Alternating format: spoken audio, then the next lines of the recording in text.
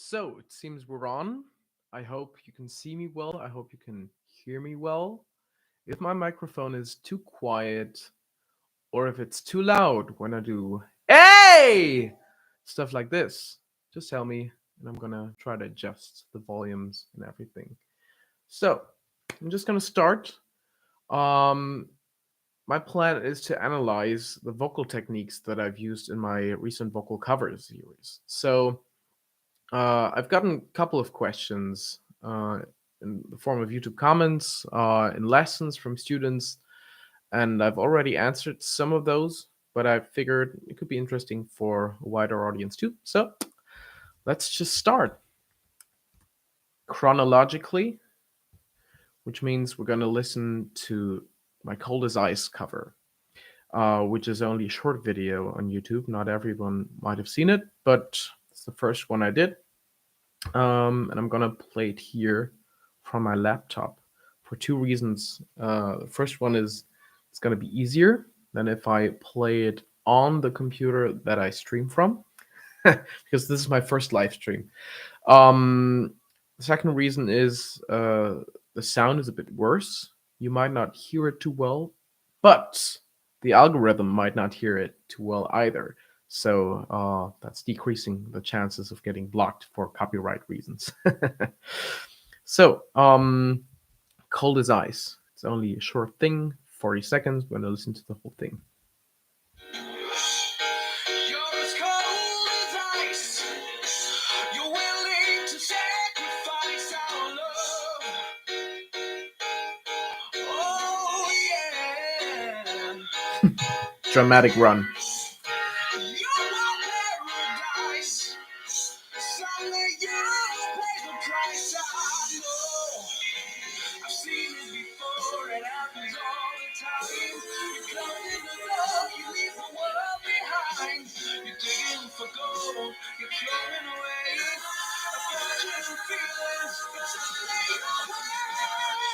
And that was it.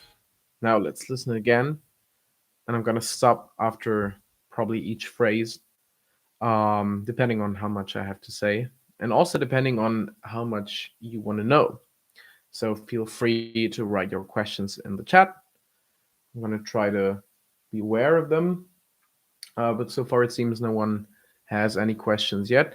You can write something like test 123 into the chat so I see whether it works. Also, now I have like 6 viewers.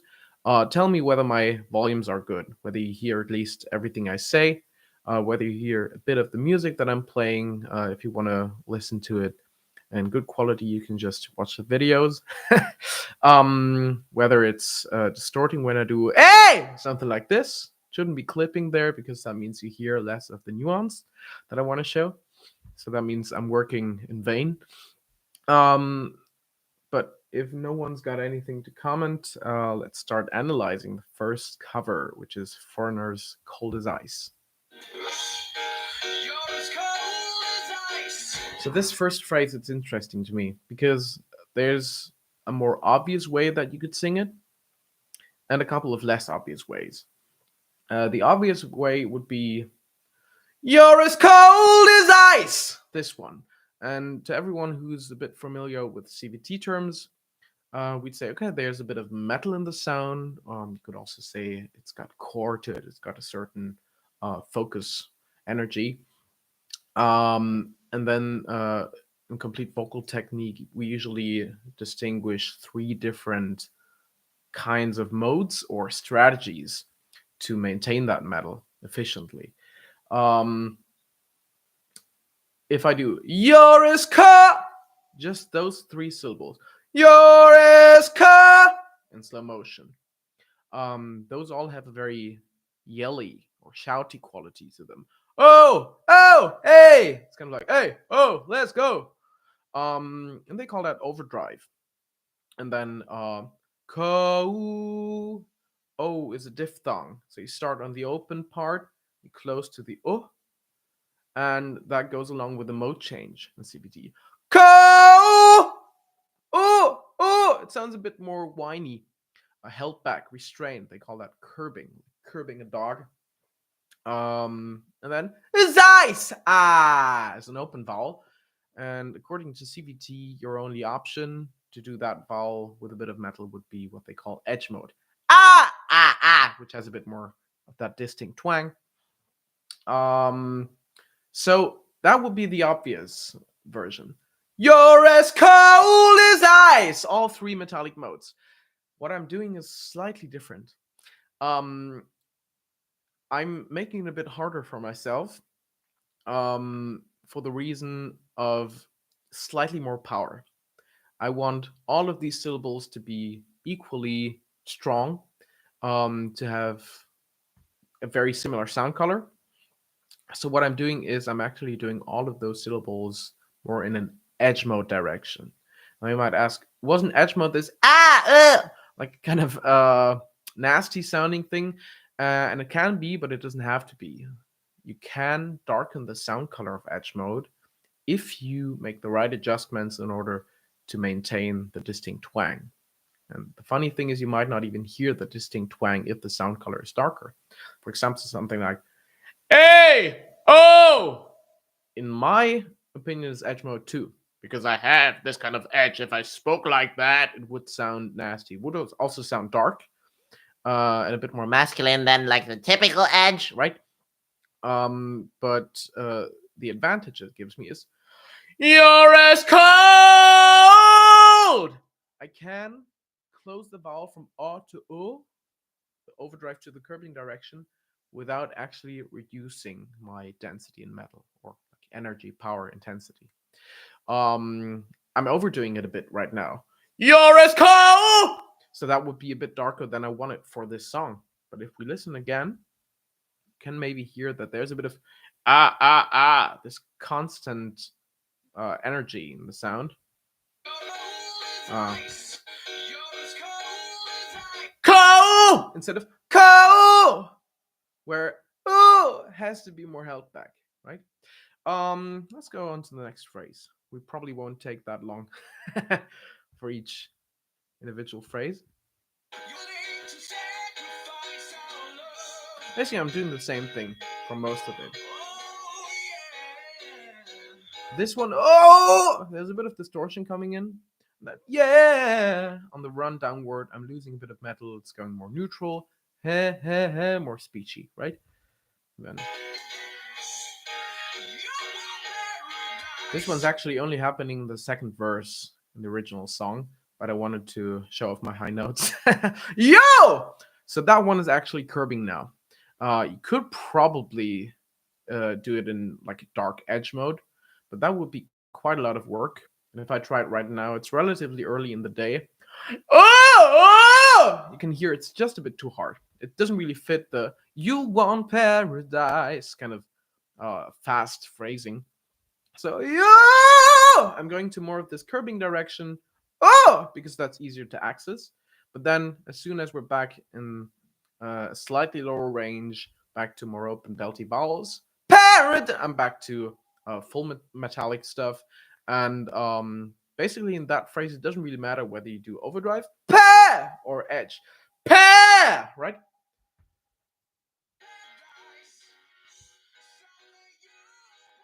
Yo! That one is curbing with distortion. Edge. No! Could be overdrive or no! Edge. I think I went with overdrive on this one.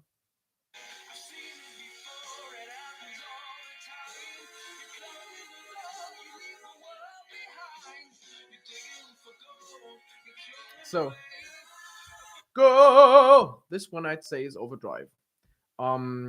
I could do that stuff in edge, but it would sound a bit more like musical theater, I'd say. You're digging for gold, let's throw it away! It's not really rock. It sounds too trained, I think. So, digging for gold, you're throwing away! It has more of this conversational, laid back quality, which fits the part of the song a bit more. Let's see if there's something more to say about this one. Someday, that's curbing again, and then pay! Overdrive with a bit of distortion, right? So we're starting off the song with a bit more power than we actually maintain at the end. I mean, hey, that one in overdrive, it's not that it's not powerful, but I could do the whole thing in edge. It would sound louder in the room. It would sound more powerful even when recorded.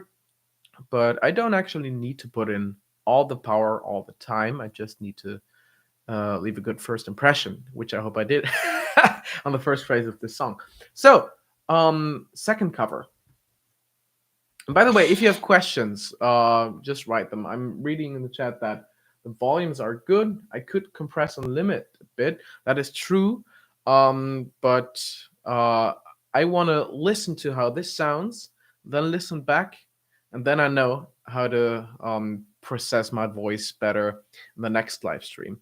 And if I already start with the plugins and all that, I think, yeah, a colleague of mine said it like this: you cannot be a good producer and host of your own show.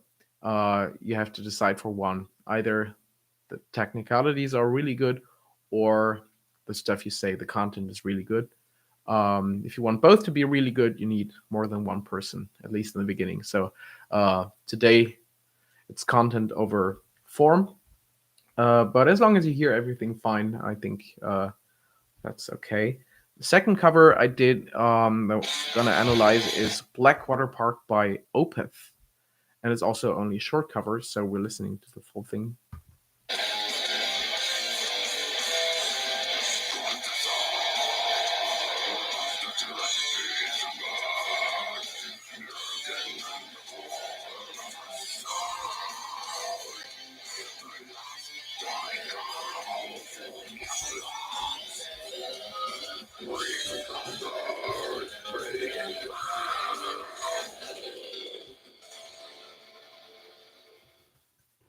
So that was my Opeth cover, and basically the technique I'm using would be called false chord screaming or death growl or in CVT grunt.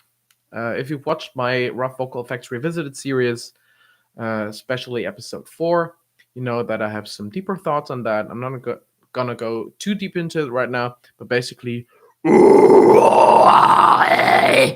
independent of the shape I put on, the underlying technique is the same. It's the true folds, grunting, also the false folds, compressing a bit more, and the arytenoid cartilages, adding a bit of rumble. And then if you put everything together, you get your typical kind of death metal sound. And then in the case of Opeth, let's listen.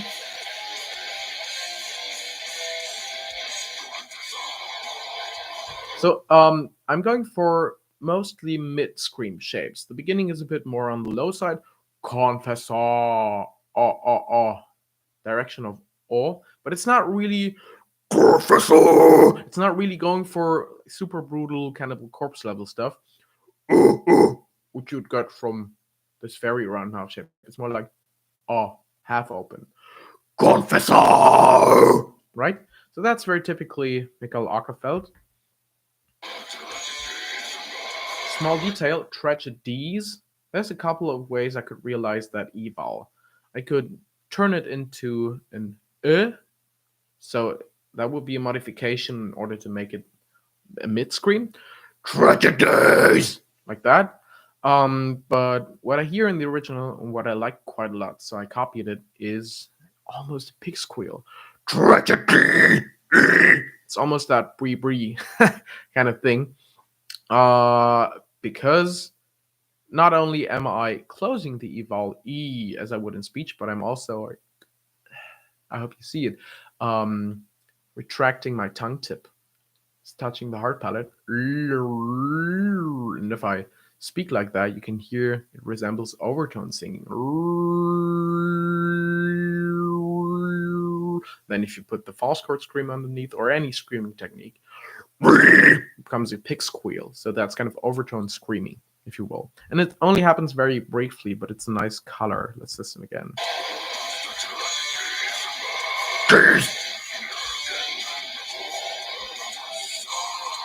Now this is a bit more open, more of the classic kind of mid-scream, right?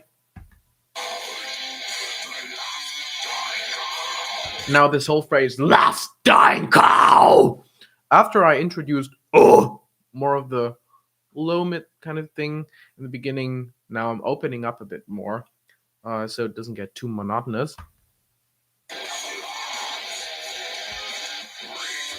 Breathe. Now we have the pig squeal thing again. Breathing. So anytime we have an E vowel, that's very typically Michael Ackerfeld, we'll use that. Of course, there's other contexts where you open up everything to a high scream. You open up everything in case you didn't understand what I was screaming. But that's exactly the point. If you make every vowel shape the same, it gets harder understanding you. And intelligibility is not always the most important thing, especially in death metal. But then Opeth, it's more kind of this pretentious, artsy-fartsy, progressive metal thing. So it also has a certain lyric kind of ambition. So in most contexts, we want to understand the lyrics. That's one way of doing it. Even if you decide for an overall mid-scream kind of shaping, you can still make differences between the vowels. Now, I read positive comment. This is gold. Thank you.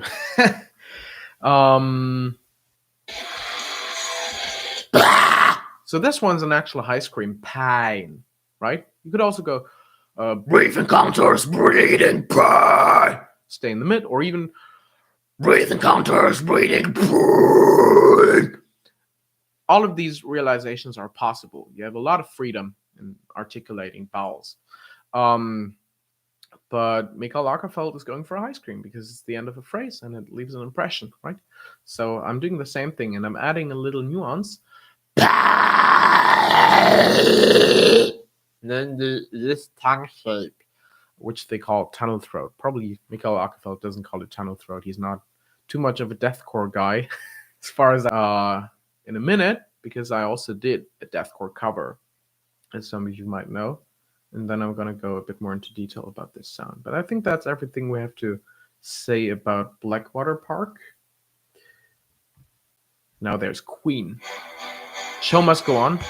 Actually, I did two versions of my Queen cover. I did a short version, and then as actually people requested full version, I did the full cover. So I'm going to open up the full version.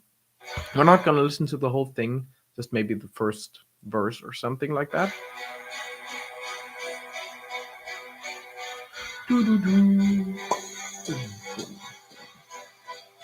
It's a fantastic song, by the way, if you didn't know.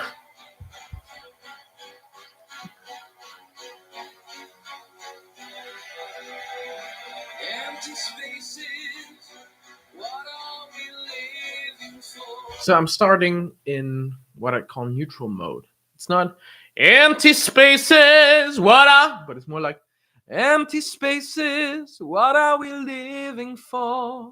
It's very soft, especially in direct comparison. It's kind of like when you sang in metallic mode.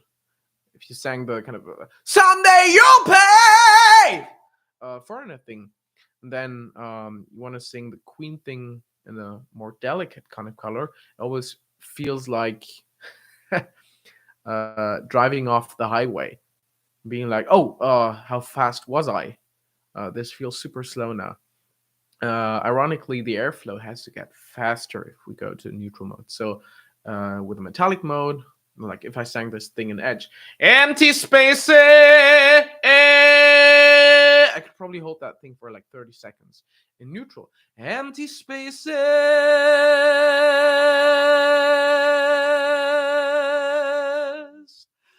what are we? The air is gone relatively quickly. That wasn't even 10 seconds, right? Of course, you could have a bit less airflow even within that mode, but then you'd have a restrained quality, empty spaces.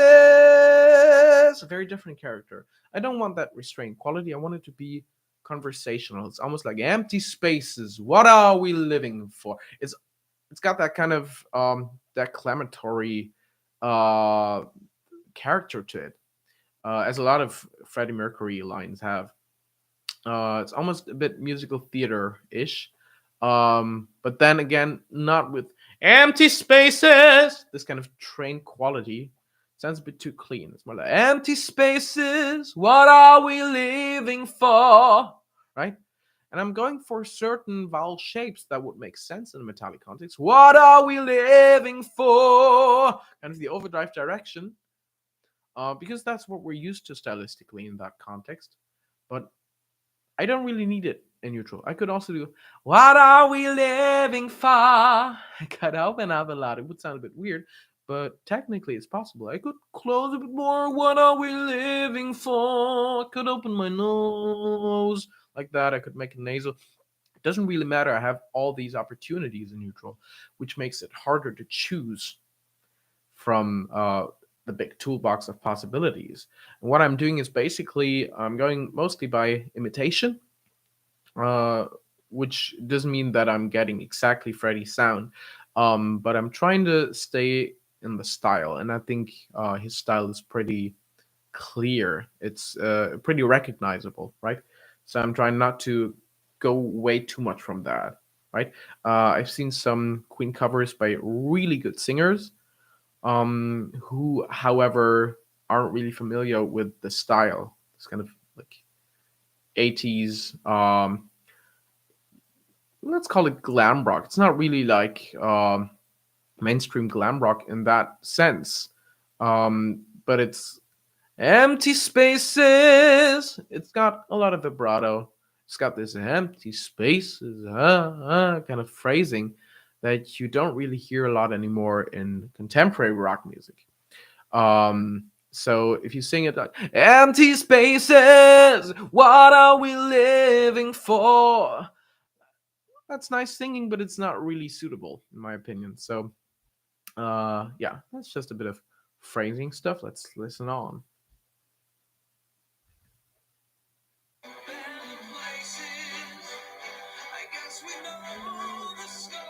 This one's interesting. I guess we know. Now I'm starting to go a bit closer to what I call curbing. It's not really super whiny yet, but I have to let go of a bit of the Kermit that I had in my neutral. I didn't mention it so far because it's not very obvious, but empty spaces, empty spaces. As I speak with this, I can feel a bit of tongue tension here. By the way, Kermit is not unhealthy. Tongue tension itself is not unhealthy. And it also depends a lot on the context, on my posture, my range, volume, vowel shape, whether I feel it as tension at all or not. But if I have a bit of this Kermit voice in the low range, it kind of hinders my articulation. It's really hard.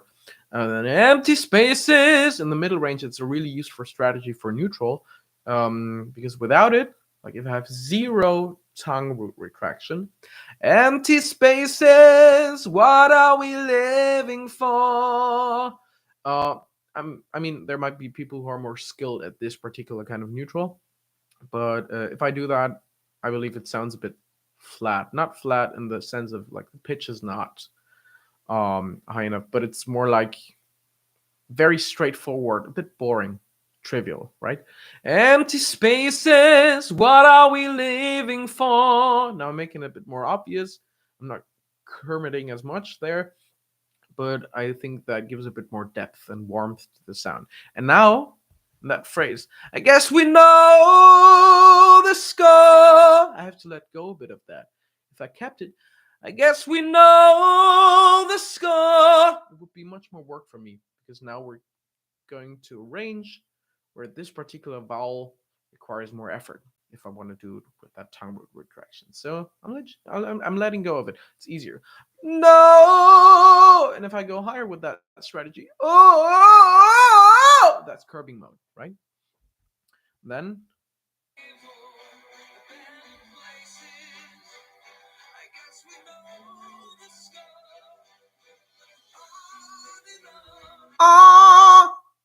I'm introducing a bit of nasality. Without nasality, on and on would sound a bit muffled in that curbing. Because no, it's a closed vowel, and then on, it's not really a closed vowel. So if I did both in the same way, one would sound very bright and the other one would sound very dark. And I don't want that sudden color change. So what I'm doing is I'm adding nasality. Nasality doesn't actually add brightness to the sound. It just removes some of the frequencies, so our perception of brighter and darker energies in the sound changes a bit. So, now I opened my nose and you can hear it sounded a bit brighter, especially if I have a volume and a bit of audio compression. Did I say I have a volume? I mean, especially if it's recorded on a microphone and the volume is equalized a bit by compression. It doesn't really make a difference whether I'm taking away or whether I'm boosting. On and on.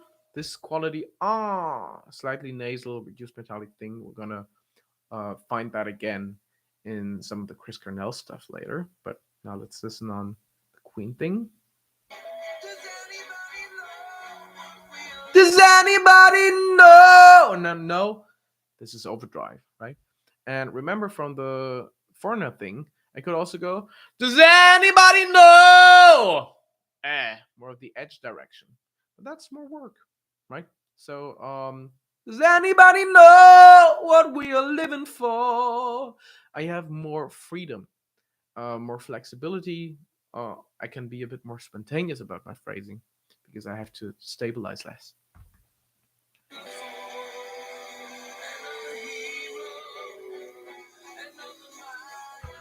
Hero. Back to neutral with a bit of Kermit. Another out of neutral again. It's going towards the edge direction. It's not super twangy, it's not super metallic, but I'm not in another mindless cry in this kind of warm quality anymore. I want to accentuate mindless this word a bit more. So the color gets just a bit more harsh. Behind the curtain, back to neutral. In the pair, pretty harsh already. When I recorded this, I was like, is this too harsh? Does it get too ugly suddenly? I don't think it does. I decided for this option and I liked it. But it's like, pair is a very different character than pair. If I did it in neutral with a bit of that Kermit. Although the sound color itself is not that much brighter, I could do in the pair, and that would be much brighter. I could also do in the pair, the same metallic mode in a darker color, but I don't really have to. The color itself as a whole is similar. It's kind of neutral. In the pair, maybe a bit darker on the Kermit, but then, the opening of the vowel, it's very similar. But what it does is it changes the character again. Pantomime! Ha! And then on the next one, you're going to hear I use that and I let it turn over into curbing. Because if I stay in overdrive, it's too shouty. For this part in the verse, we don't want to get too loud, too intense yet. We already went up one step on the intensity ladder from what would be neutral, right? So it's always about context. It's really more artistic than technical. But then my artistic decisions, my expression inform my technical decisions. Even if I don't think about it, even if Freddie Mercury probably didn't think about it in CVT terms because they didn't exist yet, right? Similar kind of basically processes happen in the brain. Curbing. Anybody want edge mode with a bit of nasality and distortion. And as it's edge mode, it's pretty easy to figure out what kind of distortion it is. We have twang, so it's mainly the twang that helps the false folds come together. Twang distortion.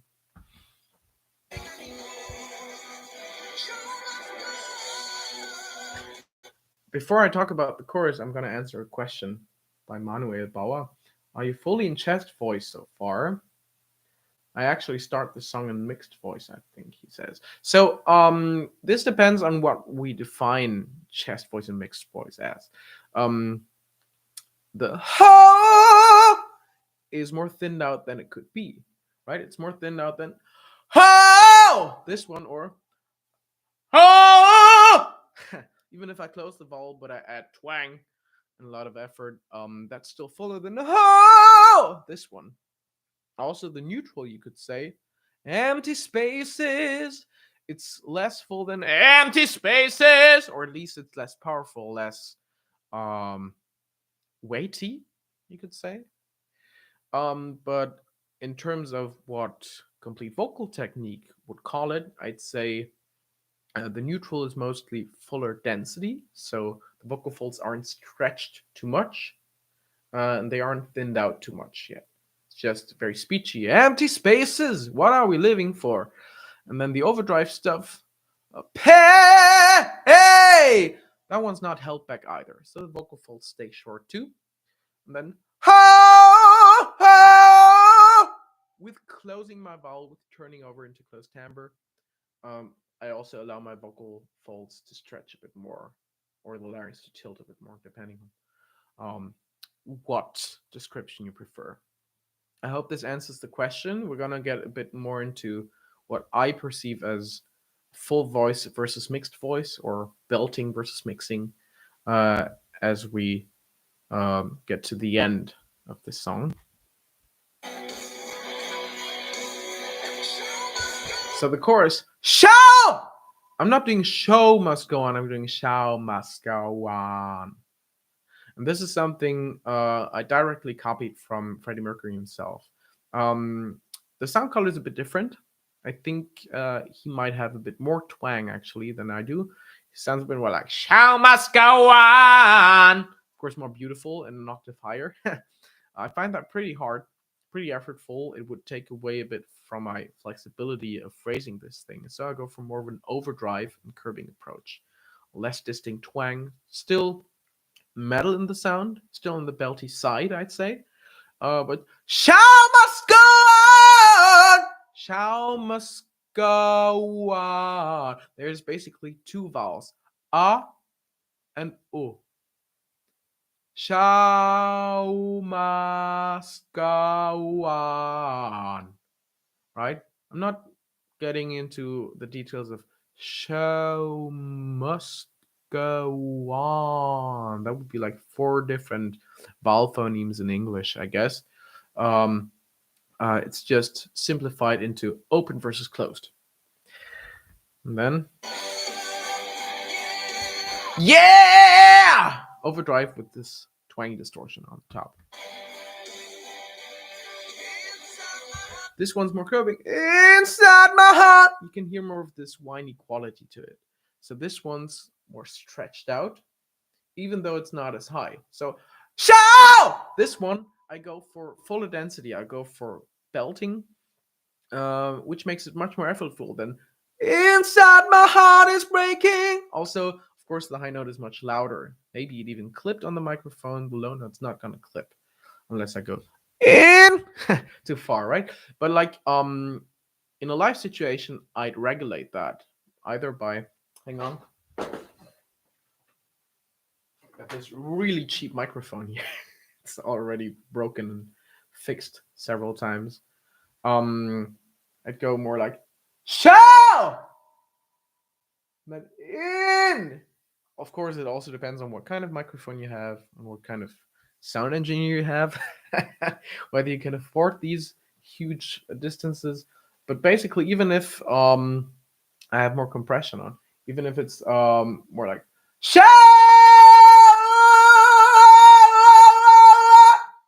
there will be a volume difference between overdrive and curving. And a bit of regulation has to happen. In the studio, I try not to make as much of a difference, because then the amount of echo, because my room is a bit treated, but not too much, and I actually like it that way. But if I make a huge adjustment for these different syllables, suddenly the perception of room changes. Suddenly hear a lot of this several second reverb here. and then in other parts it's completely dry and as if someone was very, very close to your ear, which is usually a bit uncomfortable for most people, especially if it happens without preparation, right? So I'm trying to stay away from the microphone and then let the compression and limiting do the volume adjustment, but with a bit less of that room thing. Let's listen on.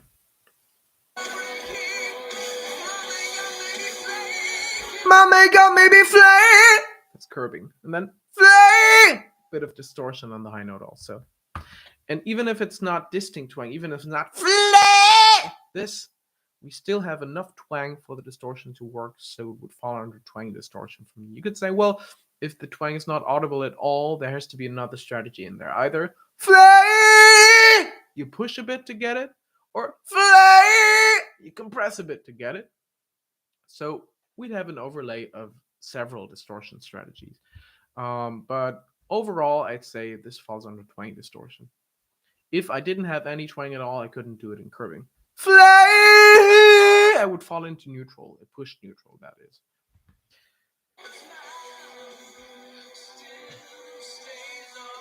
Stays on. Back to neutral. Second verse. Neutral. Still neutral. Fail. Approaching curbing. Romance. Now.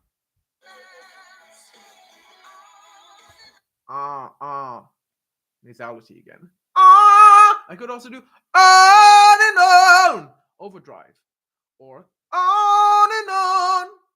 Non-nasal curbing, but on and on. I like this kind of brightness that happens there. Anybody know? No nasality anymore. Overdrive with twang distortion. And it's interesting, this upward run. I hate upward runs, by the way. Yeah. Downward's much easier than yeah. You can hear these steps, stairway kinds of impulses. There might be an easier way doing those that I haven't figured out yet, but actually in this context, I think it fits because I don't want to bring up an easy neutral kind of thing. I want to bring up overdrive, so a belt. And the belt has to get bigger on the way upward. Whoa! Both in terms of mouth shape as well as volume, effort, at some point even larynx position, right? So if I bring up overdrive on a run, it's gonna have these jumps in mouth shape, and it's gonna also have these jumps in phrasing, little impulses from the belly. You could actually see that if I stand up. Like that. Next one. Back to neutral, by the way. I must be warm now. I wanted a warm quality on the word warmer. Makes sense. Turning. Back to overdrive. Core! This one's a bit more on the reduced side. I don't have core! I have more of this curbing restraint, but with an overdrive vowel. So we get reduced density overdrive. Core now! Right? Very open, edgy. Outside the dawn is breaking! And that E, I'd say now, is not curbing. It's not king! It's more distantly twangy. King! That's a way you can differentiate curbing and edge. On the way upward and curbing, the E will go more and more towards In edge, it doesn't have to. It just needs enough twang. And then, depending on whether you want to reduce it a bit more, you can also open the mouth a bit more vertically towards the U direction. So you could go towards a curbing color with an edge typical twang. Or you could just stay full, like this, right?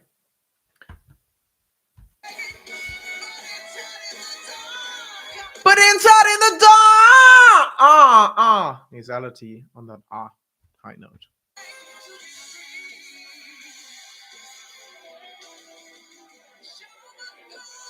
Same thing for the second chorus with a bit more distortion. Whoa! Yeah!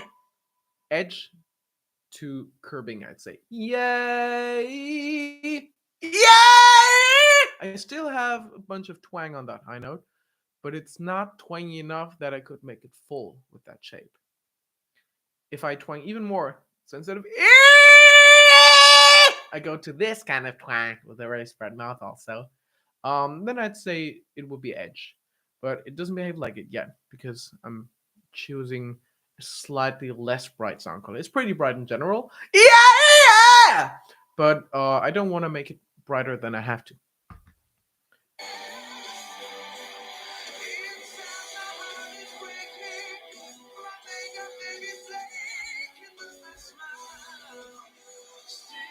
Smile! I hate runs.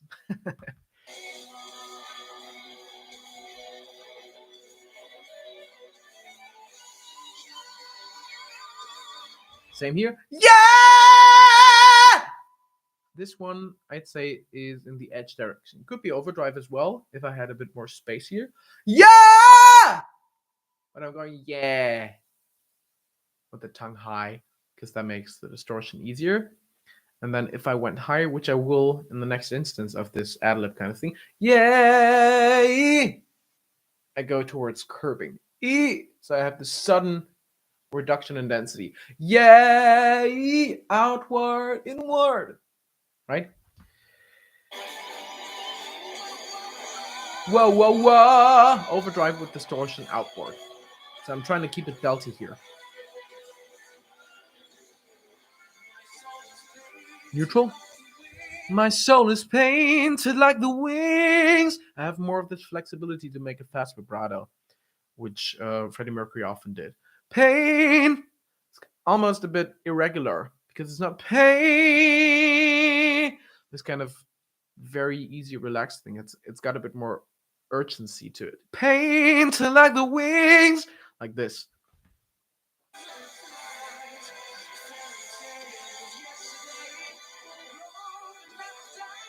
Grow, approaching curbing, die, and a bit of a reduced metal. I'd say direction of edge mode. Doesn't really matter in that low range, but what matters is, do I have a metallic strategy or not? Because without it, we'll grow but never die. Sounds a bit weak. Sounds a bit too soft, right? Now, I can fly! It starts to matter even more what exact mode we go to. I would say this one is edge. Could be overdrive. I can fly! But I have to open up the mouth more. Fly! Edge. I get the same megaphone shape with less mouth opening because I have more initial constriction with my distinct twang, right? So all belting, whether it's edge or overdrive, needs a megaphone shape. In overdrive, I have more space here, so I need more here. In edge, I have less space here, so I need less here. And then if I have dark edge with a low larynx, I still have a bit of constriction here, but not as much as with bright edge. So my mouth has to be wider again. Manuel Bauer writes, do you have any tips on how to keep tension out of the throat and tongue bed, especially at the very high parts? I can't help but feeling strangled at the end of the song. So this is a hard song. And I might not make it through that song like at 1 p.m. early in the morning, so to say, in every life situation. I think there's a way to sing this song without tension creeping in. But then we have to understand what tension do we want to avoid. Tension itself is not the bad thing. It shouldn't feel tense because then other tensions that we don't need start to creep in that actually hinder us. But a lot of what I do to keep it efficient and comfortable for myself is keep the right tensions intact, so to say. If I do, I can fly! This one. I fly! You see my tongue is not completely relaxed. Of course, my torso muscles aren't completely relaxed either. I can fly! Ah! There's a lot of difference here. My false folds are approximating or even vibrating. If you hear distortion, they touch, and that doesn't happen by itself. There's lots of muscle action happening. The thing is just you have to know which one you're going for. And if you're familiar with the CVT stuff, picking one of these strategies, making it very simple in the beginning. Okay, I want edge mode. I can fly. I can fly. I can fly. Okay. Don't worry about the sound color too much. Don't worry about the phrasing, the vibrato, the distortion. Fly! If that feels easy, you can start refining it, right? Or you could say, no, I don't want it to be nasty at all, not even like 10%. I want overdrive. I can fly! Okay. More open mouth. But then it will sound a bit more shouty. You could also say, I don't want to do a super powerful thing. I want it to be as easy as possible. I want to reduce. I can fly! So you have to close the mouth a bit. If you keep it too open, you stay in overdrive. That happened to me right now. Fly! Where I have this kind of shouty quality to it, even though I didn't want it. If you close too much, I can fly. It doesn't sound like the right word anymore. So fly is a tricky syllable to do in curbing, but it works. And then you could use nasality to make it brighter again, as I explained before, right? Fly! Like this. But then, yeah, all of these choices have advantages and disadvantages. You have to pick one. You can also switch between them. You can try out all of them, but you have to do one at a time. Make it as easy as possible. And then when that feels comfortable and not tense, you can make it harder and better sounding, right?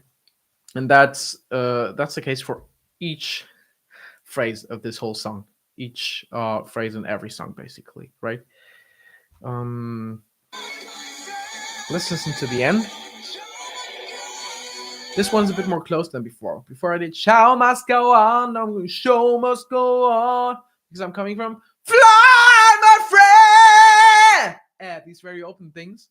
So if I continue like that, show must. I think the whole part is a bit too shouty. It sounds like I can only shout.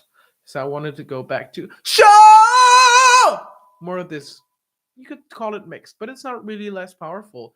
It's just less spread, right? So I wanted to go back to this to show, okay, we're in a different part now. We're going back to the chorus.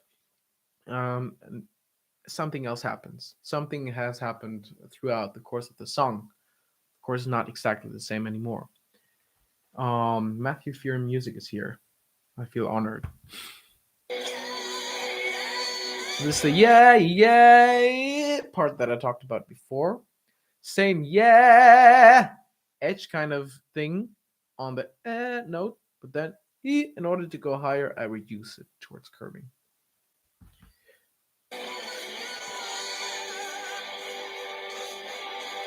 The ending of the song. This one's interesting. Grin could be either curbing, grin, or edge, grin. Exaggerating the difference, of course. And you don't really hear too much of it anymore in the song because I put distortion on. But the underlying quality still matters. I have to decide for one. Otherwise, tension will come in because certain strategies of different modes will overlay and kind of compete. And usually we feel that if there's a bit of a mismatch, that's usually what we feel is tension or effort. Not the actual effort we're putting, not the actual tensions that help us, right? So either I could start in more of a curbing, whiny held back strategy, and then get my distortion by adding a bit of compression or push to my twang. Or in edge, which is what I did, grin! I get the distortion just from the twang, grin. And then to make it even heavier, I can afford to push or compress a bit more. So I have more wiggle room, right? Never giving in, same. Never giving Pretty bright, pretty high tongue also. That's more the edge direction. Now the high note. I'm doing it in falsetto right now. On with the shout! On with the shout. Those are very open vowels. The reason I'm doing that is not only because falsetto would be easier to reinforce that way, with the twang and all, but because I want the timbre to stay open. I'm not actually doing it in falsetto in that song. I'm doing it in what I call a mix. That's the underlying coordination. It's not a full belt anymore. It's not curbing either. It's not it's not this. I want it to thin out even more, but you should notice. I don't want you to hear, oh, now he's mixing. This is kind of anticlimactic. I want him to belt the doesn't really matter. The important thing is, if I maintain an open timbre on that mix, I have to put in less effort for a very similar kind of result. And I think that's one of the decisions I would make if I had to perform this song live. I could probably try to do the, what note is that? D5? Don't have my piano on. It's a D5. I could probably try to go for something like this. As you hear at 1 p.m. in the morning, this one's not a very reliable thing for me. Also, overdrive doesn't work anymore because it's too high. I'd have to open the mouth more or raise the larynx. Doesn't really sound nice anymore. So I'm going for a mix. And that has another advantage. I can not only darken it a bit more, but I can also invite a bit of creaking there. So it's not just it's not just false fault distortion that I get. I also get let's wait for it. There it is. A bit of this thing. And up in that mix, if you merge the false fault distortion and the true fault creaking, you get a really nice, raspy, kind of unidentifiable vocal effect combination. It just sounds like a nice distortion or a nice fry or whatever, but it's actually both, right? So this one's easy in a mixed context, not as easy in a metallic context, edge mode or overdrive, where you have to just stabilize the pitch at all, right? Oh, it's not actually the last phrase of the song. There's another one coming, very similar though. Yeah. Slightly push, twangy distortion. Yeah. Now mixed. Show! Right? So that's mixed voice. It's not super full anymore, right? And it's even more mixed than the curbing. So if curbing is already mixed to you, then now I'm in a headier mix, if you will. But I'm not trying to make it sound like I'm in a heady mix. I'm not trying to go there, right? That was my Queen cover. Pretty hard song to sing, especially early in the day. Let's listen to Run to the Hills. It's not an easy song either, but it's a bit easier for me.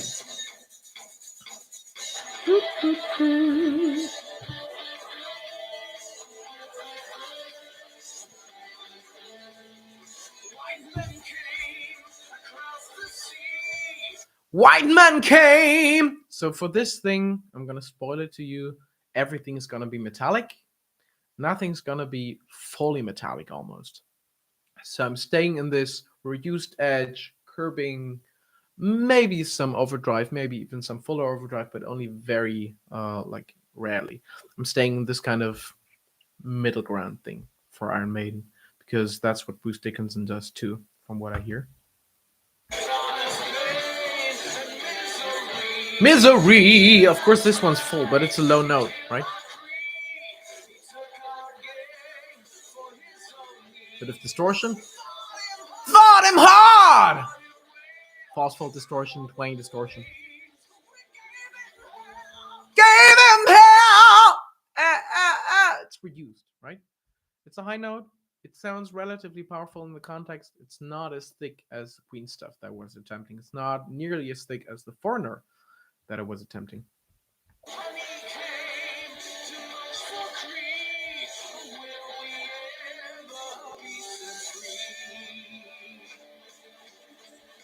And now, I very briefly have this moment of full density. Doesn't really matter what exact mode comes out. I'm going for a bit of push here because it's very brief only. Running through dust clouds and barren waste. As soon as I made this statement, so to say, I'm back to my reduced thing. It has this kind of restraint to it, kind of greediness. You don't get all of my energy, right?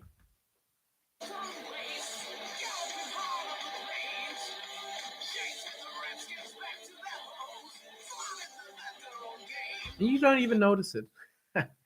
But in my head, that was a conscious decision. Riding through dust clouds and barren waste. No. Right? So make a good first impression. Don't overwork the rest of the song.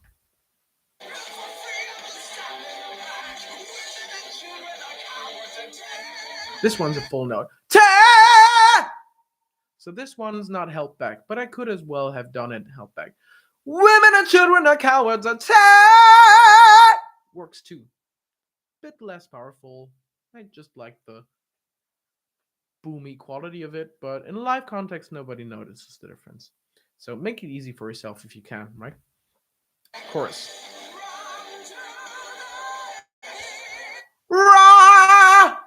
Overdrive. Curbing. This one, it could be reduced overdrive. It could be on the edgy side, depending on how much twang you have. There's a simple test you can make if you're not sure, because both overdrive and edge mode can have the eval. Both of them can have a bit more or less twang.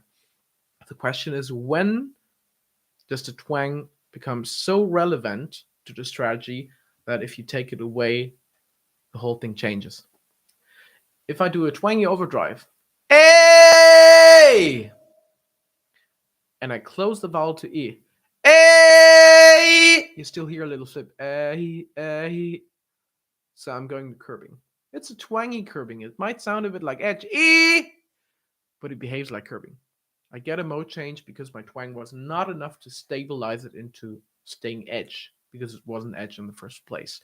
If I have a bit more twang,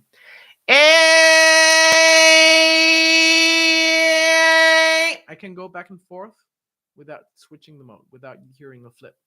I'm staying full even though I'm closing the vowel. And that is only possible because twang is the most important strategy to stabilize my metal. So that would make it edge mode. So up there, you could try the same thing with that eval.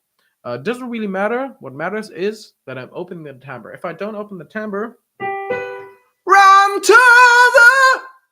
It sounds like this is too high for me. For the U vowel, it works. Two! It's a closed vowel, so I can close it. The is much more open and much brighter in comparison to the U. So if I make both very similar, that sounds like I cannot articulate well anymore up there. And even if you don't know anything about singing, even if you don't have the terminology to describe it, the association you get when I'm too comfortable in my curbing up there is that somehow this is a bit limited. Somehow it's a bit restrained. Why is he holding back? Is it too hard? If I open, run to the hill, it's not even harder. It's actually easier for me. It's more intuitive, but it sounds like I'm better. So that's interesting. That's also what Bruce Dickinson does. It's what a lot of these people do, right? And it's not just for reasons of ego. I don't think ego plays a huge role in the artistic decisions generally. It might play a bit of a role in like this kind of macho heavy metal glam context, but it's really about how can you effectively communicate whatever you want to communicate. It could be a certain expression, it could be lyrics, a certain story. It could be, oh well, I'm the whatever, most masculine macho ever. Which I guess if you wanted to communicate that, you wouldn't sing in the fifth octave. Uh, but no matter what exactly you want to communicate, there's more and less effective ways. There's more and less disturbance, right? If people start thinking about, oh, this one sounds high, they're not following your story anymore. They're they're not really focusing on your expression anymore. They're getting into their head. They're analyzing. They kind of build a distance to the performance. You usually don't want that. Let's listen to the end.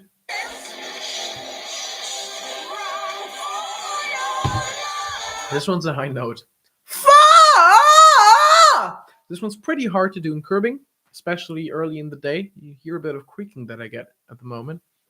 If I wanted to resolve that, I'd stand up.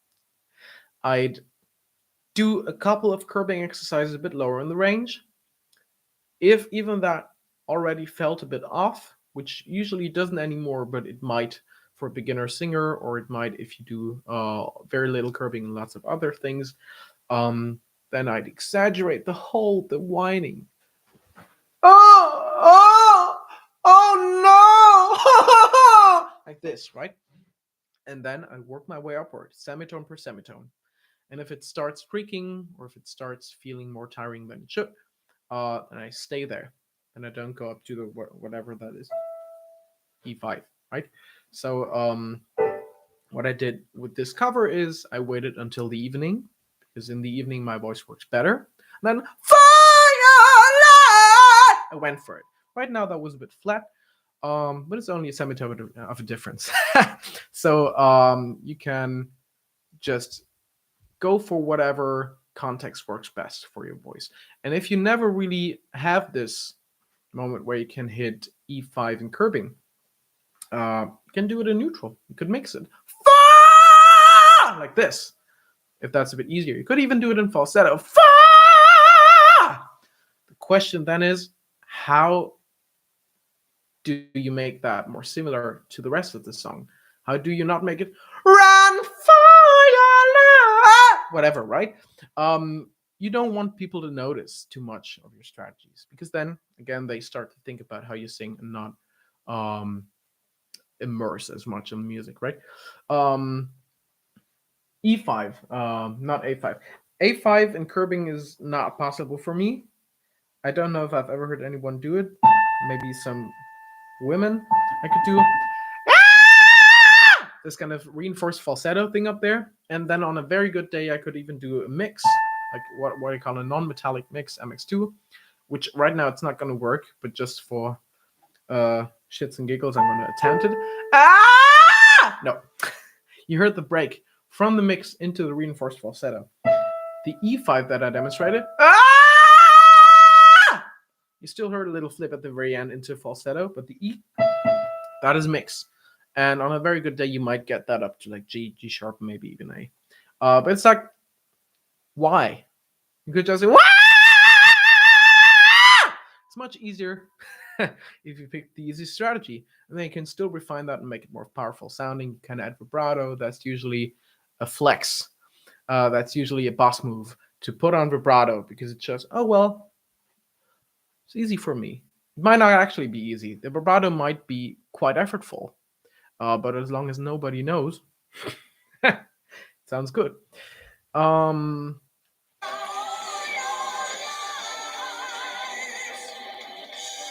It's interesting with this high note.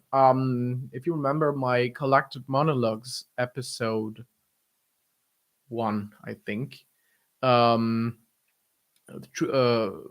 problem with mixed voice or something was the title. I give this Run to the Hills example, and accidentally I started a semitone higher. It's like, run to the hills! I get this little analysis of how I sang it back then, and I sang it with a bit more fullness on the open vowels than I did it in this cover, because I wanted to demonstrate more of the difference between a belty approach and a mixy approach, or full and open, and then more slim. And on that day, my voice was really good. So without even noticing I was a semitone to high, I went up to that F, which right now, as you can hear, it doesn't really work. And curbing. So, yep. You have to work with what you have on the day, right?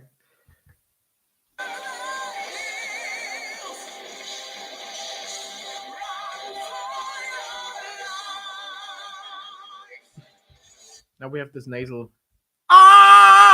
with distortion again at the end. So this one's a sound that I use not a lot, but almost in every song for 1 or 2 syllables, right? The next one's Grace, Jeff Buckley. Finally, some indie rock.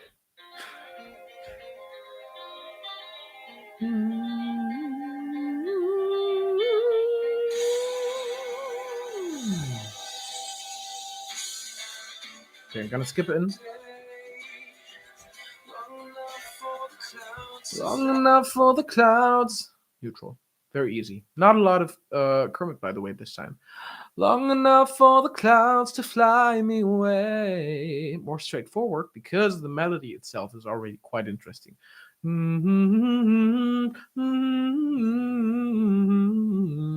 It's pretty hard hitting all of those chromatic pitches on spot. And then also the vibrato, when exactly does it come in? How fast is it? How wide is it, right? That's interesting enough, and it's hard enough to do that, so I don't need the warmth of the Kermit there.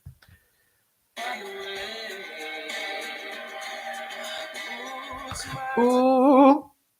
This one, for example. I'm not gonna analyze every single syllable here, but ooh, I'm sliding up to the pitch, but not too slowly, not too quickly. And then I'm adding a bit of vibrato, but it's not like 0 to 100%. More like ooh, and then it gets faster at the end. So it's like this expression on that short syllable. Jeff Buckley did that a lot, and I love it. So I tried to do the same thing. Oh, Matthew, the warmth of Kermit. I talked about this before in the Queen cover, where if I add a bit of the Kermit voice, not as much as that, but just like 10%. I have 10% of the Kermit voice on this one right now. You can hear it gets a bit warmer.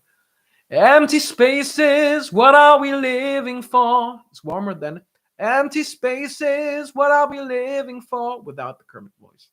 And I think in certain contexts that works very well. Jordan Peterson.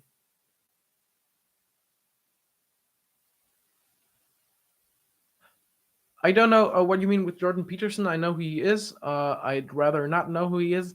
But let's just continue with Jeff Buckley.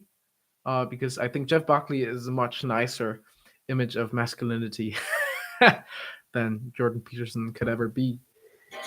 He sounds like Kermit. It's interesting, by the way, that you say this, because I did this live stream with Mr. Opera the other day where we talked about different versions of Kermit or different versions of Knödel, because that's like the more neutral term, I guess. The first one would be the Kermit voice that you also hear Shakira. Oh, baby, when you talk like that, you make a woman go mad. And Christina Aguilera use. I am beautiful no matter what they say, right? And then more subtle versions like the one I'm doing in the Queen cover or Amy Lee of Evanescence. How can you see into my eyes like open doors? That's also a bit of Kermit voice. It's just not as obvious. But then you also have other kinds of Knödel. For example, more of the kind of high tongue retraction. That sounds like Stitch or Smilgo or Anastasia. I'm sick and tired of always being sick and tired. Or Shaggy. Mr. Lava Lava. Hey girl. Right? Usually people don't mistake that one for Kermit, but sometimes when they attempt Kermit but don't know how to do it, they fall into the kind of Stitch parts. So this is interesting. And then there's a third kind of Knödel that I distinguish, and it sounds a bit like Kermit. Namely, if I talk like this, which is what I believe Jordan Peterson does a lot of the time. And then he also sometimes has this kind of creaking in there because it's a bit tiring to talk like this. If I do that, it sounds a bit like Kermit, but it doesn't happen the same way. You can see my posture is very different between the two. This one is more of a dark twang setting with a lower larynx, but then a lot of pharyngeal constriction.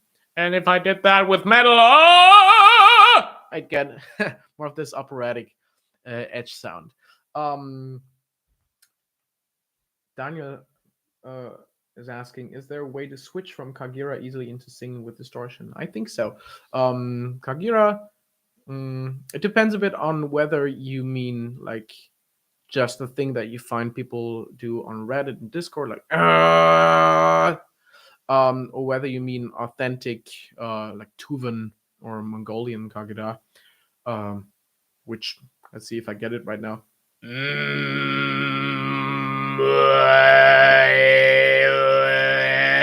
Because I think this one, it could be multiple things. It could be also, oops, the light is a bit bright. Should be a bit better now.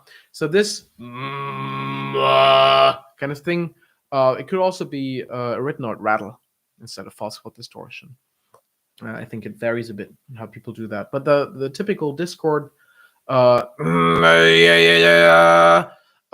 false folds, and it should be quite easy to bring that up in one of the following three strategies. Either you push, then you get a pushy false fold distortion. It's not too sustainable, but you could afford it for a couple of syllables, like hey yeah. This, if you want it a bit more sustainably, you can either twang, so and then you get twangy false fold distortion, which is what I'm using in most of these covers so far. And then the third version would be compressing, what I call hyper compression. It's kind of weightlifting strategy. If I start to increase my compression on the way upward, I get more of this dark distortion. And then, of course, I could merge some of these strategies. So I could have a bit of twang and push. Hey! Like this. This is a pushy twang thing. I could have a bit of compression in my twang distortion. Hey! Like this, where here I'm holding back a bit. So it sounds less bright than hey! Just a twangy thing on its end. I could have mostly the compression strategy and then add a bit of twang. Hey! Like this. This one sounds quite weird. You don't really hear it in music a lot. But it's pretty efficient. So if you ever need to spend a lot of time, whatever, on before, and make a really intense sound like that, maybe more in acting than in music, that's easy. You just stay there, your belly stays hard, so the compression doesn't go away. And if you're fit enough for that, then it's really easy on the voice. I'm sure your neighbors love you. I'm sure they do too. Sadly, what's it called in English? I'm not gonna go into this. I wanted to tell a story about how we actually have to move out of this in about half a year, but not because of the neighbors, because of other reasons. But yeah, I'm gonna use that time, do a lot of live streams in this room here that I put a lot of work into, and also maybe even record a couple of extra covers. But we have to get through analyzing these first before I do more. Nico is writing Ruhetag, which means silent day, and there's no silent day here. So let's listen to the rest of Grace.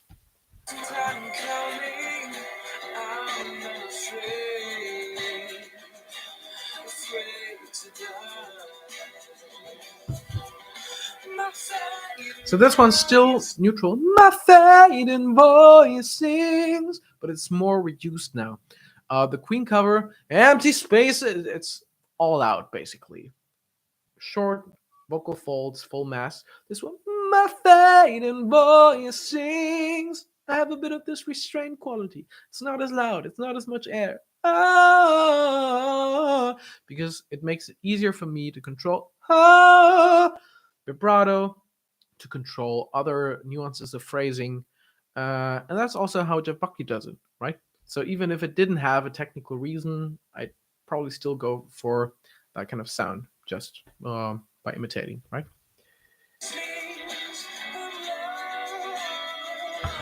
By the way, this is a very typically indie thing. La la la la.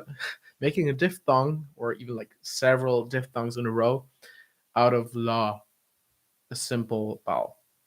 You hear that in lots of Lord. We'll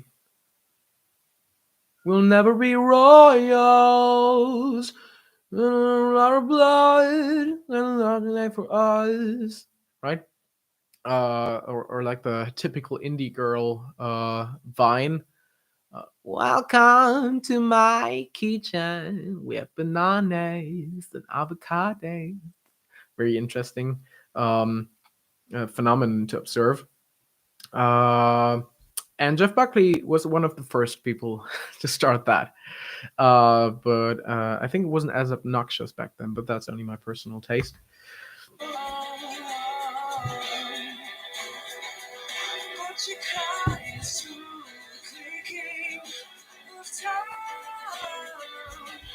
Ta! This one's interesting. It's almost falsetto, but it's not ta yet. Ta! So it's quite a lot of work stabilizing this one exactly next to the border to falsetto. But also not too chesty. Ta! I don't want it to be shouty. I don't even want it to be metallic at all, right? So ta! Very reduced neutral on an open vowel. A bit of a potential mismatch, but for one of these syllables, it's an effort that I wanted to put in because I like the sound of it.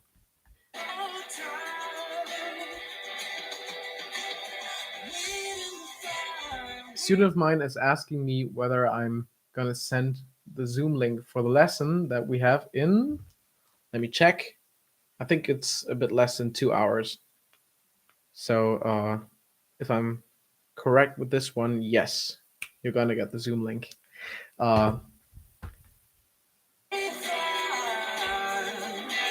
File again, and the vibrato, and then a bit of that yodely offset.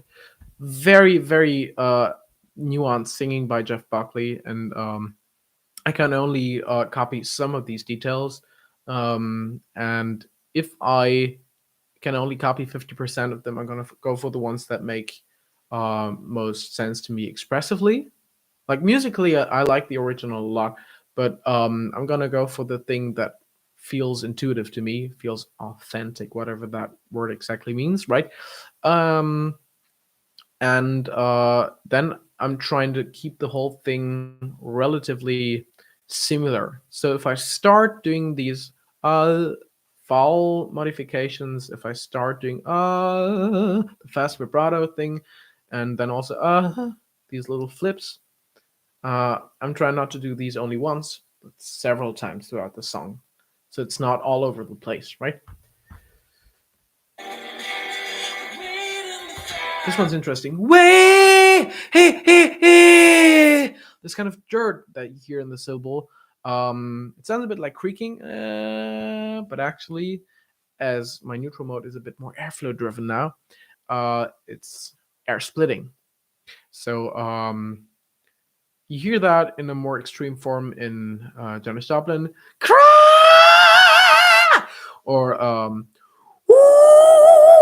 kind of alien noise by Lala Hathaway. In this case, it's not really alien-like. Just wait in the fire. A little texture to that sound. But that happens a lot in rock music. You have it in the Scorpions. Follow the Moskwa down to Gorky Park. Only very subtle. You don't really think of it as polyphonics or anything. But that's how it happens. That's the effect that it is.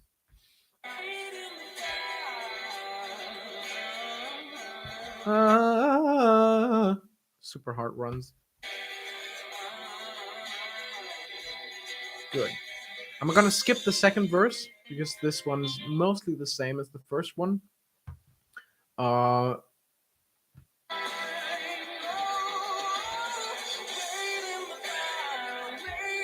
Waiting. Second bridge is a bit more intense than the first, so we don't have wait. We don't have the splitty, breathy neutral, but we have wait in the fight. It's still on the neutral side, but approaching metal a bit more. Wait, right?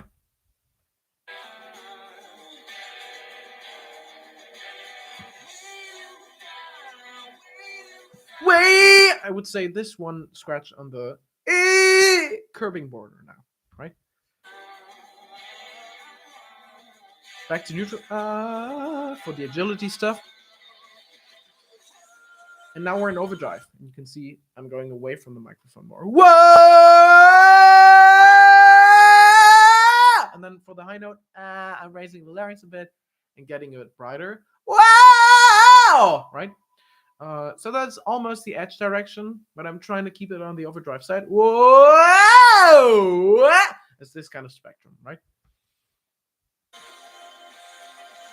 And then actually you can hear a second voice in the background. Whoa!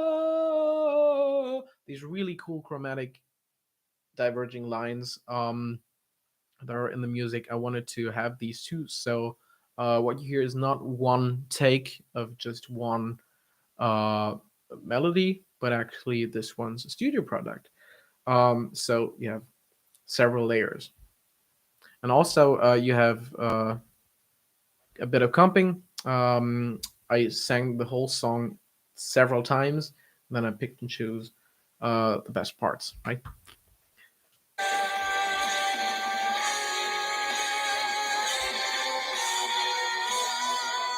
Much brighter on the top.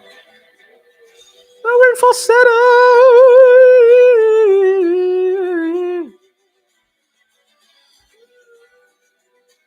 In the next phrase, it's gonna be more twangy. So more reinforced.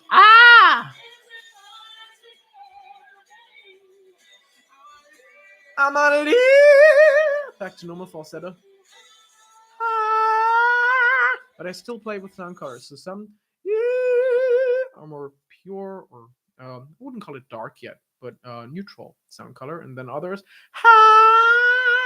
or it reminds, are on the brighter side, right? And now the finale of that song. Overdrive. And then in order to get that super messy vibrato, I'm going to curbing.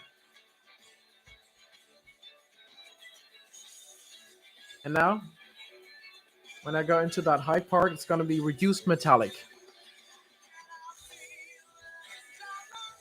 And I feel them chant my name. That's more on the held back side.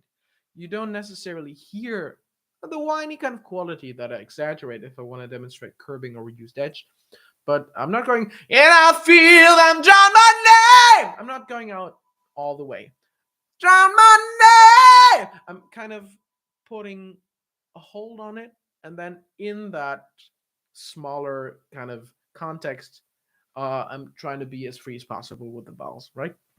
But the truth is, I don't have actual complete vowel freedom. I'm not going to edge mode. For all of these vowels, I go to curbing.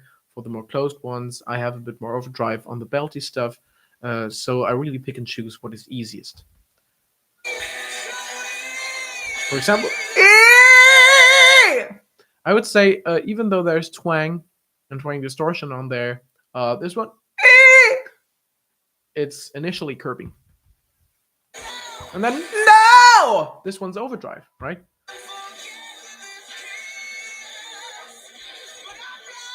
This one's interesting, but I'm not afraid. This one, I'd say, goes into the edge direction. Not! I need that twang to do that vowel. For curbing, it would be too open, but I'm not! And for overdrive, but I'm not! It's a bit too effortful to open the mouth for that short time as much. So I'm not afraid. I'd rather increase the nastiness a bit. And that's what Jeff Buckley does too. Not only in the studio version, but several live versions of this song where he gets this really gritty distortion on that one syllable because suddenly the twang increases, right?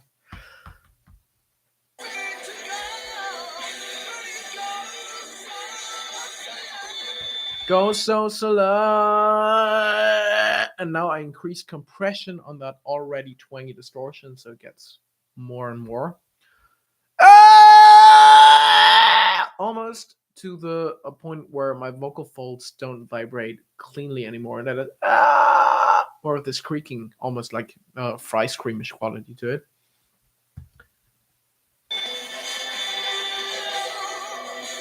And then the rest of the song is basically lots of yodeling going crazy.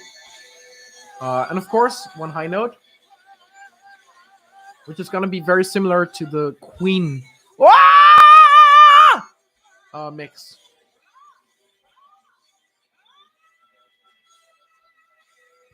But more clean, right?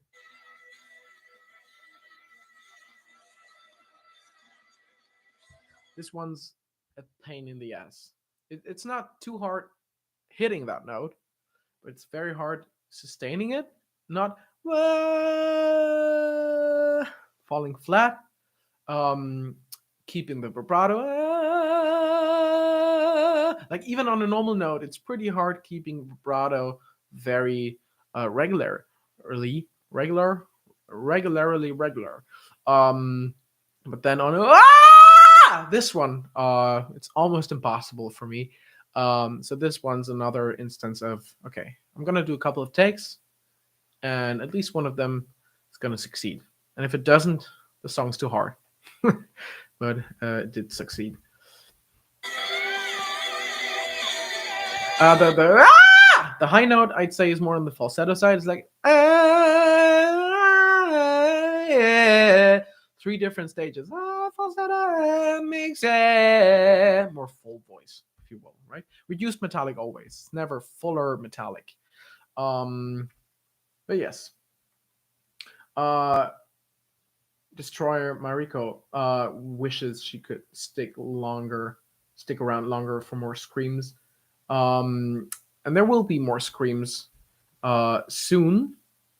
And the video is going to stay online, so you can always skip to the parts that are most interesting to you. I'm also going to try to add chapters, so you see in the video description what song I'm talking about when. Because it's going to be a pretty long stream. I think like we haven't even done half of the covers. I'm not going to talk as much for the other covers because certain topics are going to be the same. But for the next one, Man in the Box, we're going to introduce a new thing, namely hyper-compressed distortion. I briefly touched on it by answering a question, but this is the first song where I really use that. So let's listen to Man in the Box by Alice in Chains.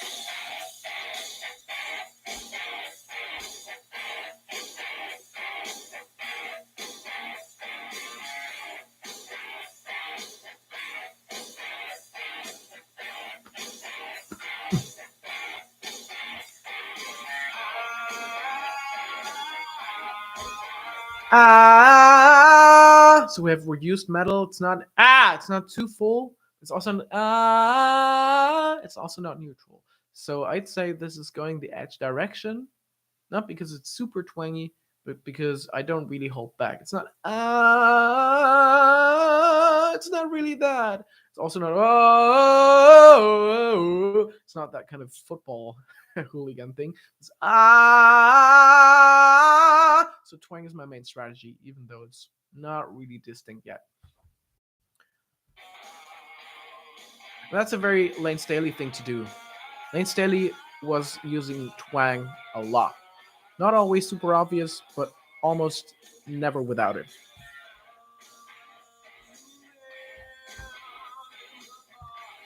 By Matthew.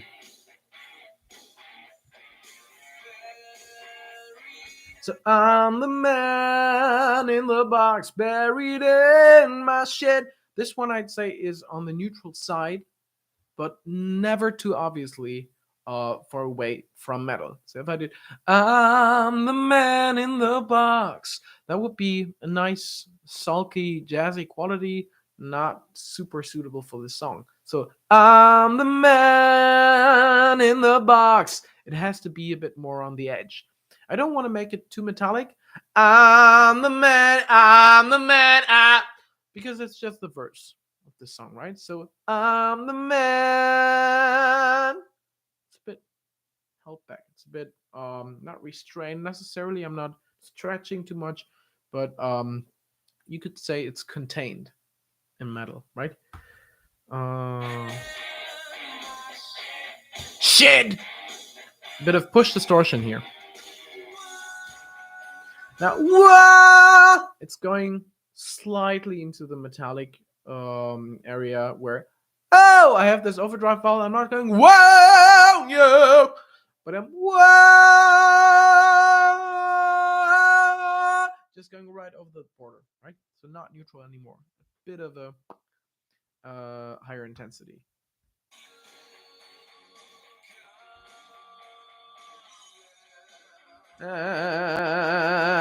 And you can hear a bit of the crispy quality of like just the reduced metal on the low note. It's not won't you come in, but and right. Also, it's several layers again, right? So this is not one take. This is a studio product, and you're gonna know why because the chorus is gonna be pretty crazy.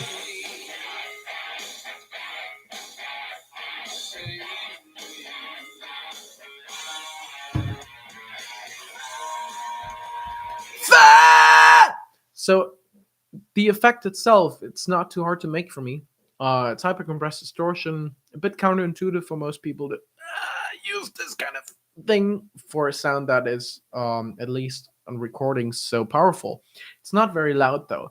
Yeah. It's not nearly, not even like half the volume of the belty version that I believe Lane Staley to do in the original. That's what I hear him do. And I can do that one too, but it's a bit, well, less of an efficient cost output. What do you call it? Like I'm putting in more work than I get sound out of it. Not in terms of volume, but nobody cares about how loud it is if I have a microphone. I can afford to darken a bit more if I have the hypercompressed. I can have more of these nuances, like maybe a bit of vibrato, more raspiness versus buzziness in the distortion. All of these little nuances that I don't really have time or energy to focus on if I'm trying to stabilize fuller metal up there, right? So that's why I'm going for hypercompressed distortion, also because I think this song sounds good if you do it with hypercompressed distortion. And then on the way downward, of course, I lose it. So it's like if I stayed in it, it would sound a bit too compressed, right? There's a question in the chat about rasp versus buzz. Those are terms that a colleague of mine, Marcel Weidenau of Sing and Scream, uses. By raspy, he means what I call irregular distortion. And by buzzy, he means what I call regular distortion. So is there more white noise in the sound? Yeah! Or is there more of a regular subharmonic? Let's see if I get a good example. It doesn't really want to stabilize. I'm going to do it on a different pitch. So with this one, you hear this kind of power chord, right? I made a quick tip video on this topic that you can find on my channel, where I actually get good demonstrations of these on the same pitches where you can compare it very well. And I just use his words for that because it sounds a bit less technical than regular.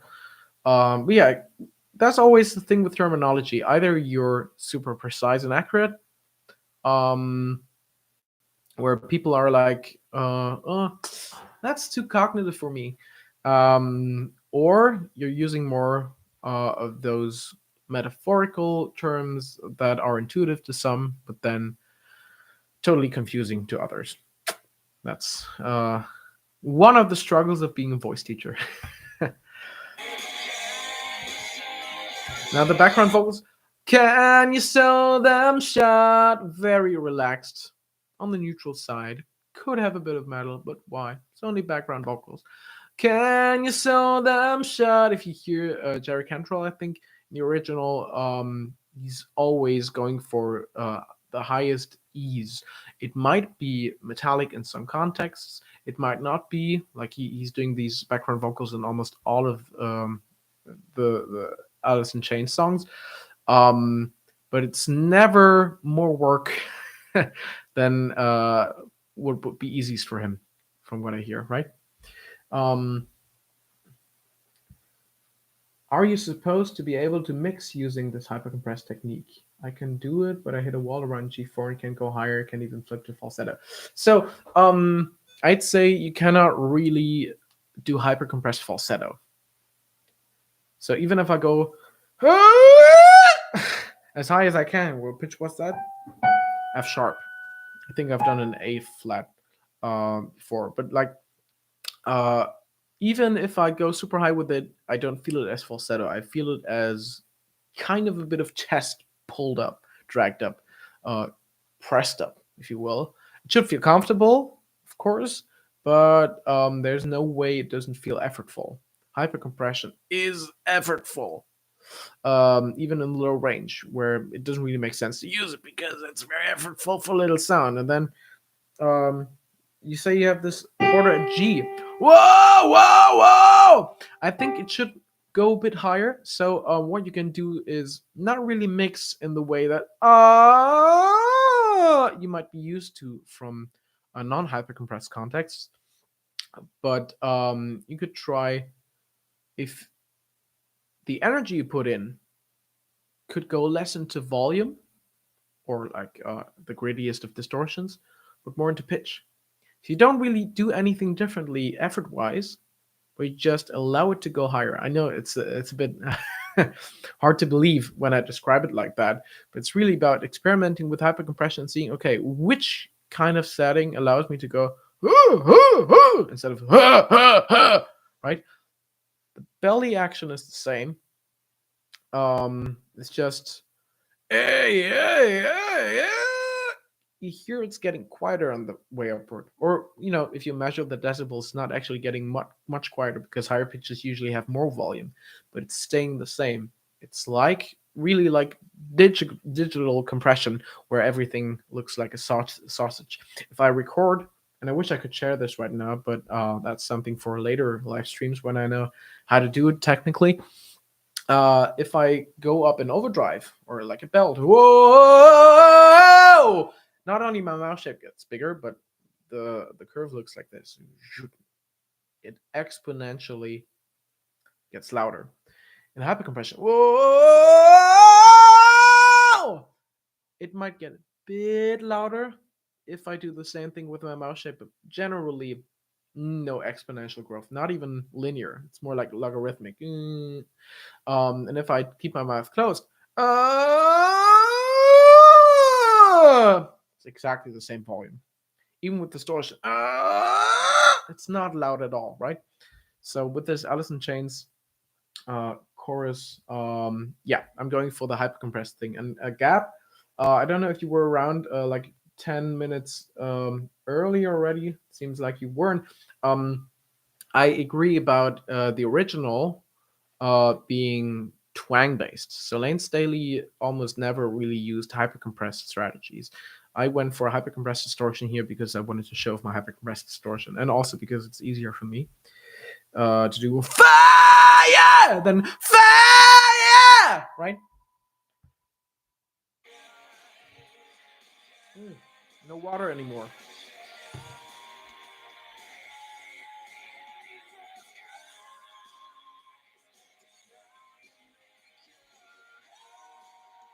Hey, yeah, you try. So we have these background vocals, and I'm just pointing this out, so you realize this thing is a studio product.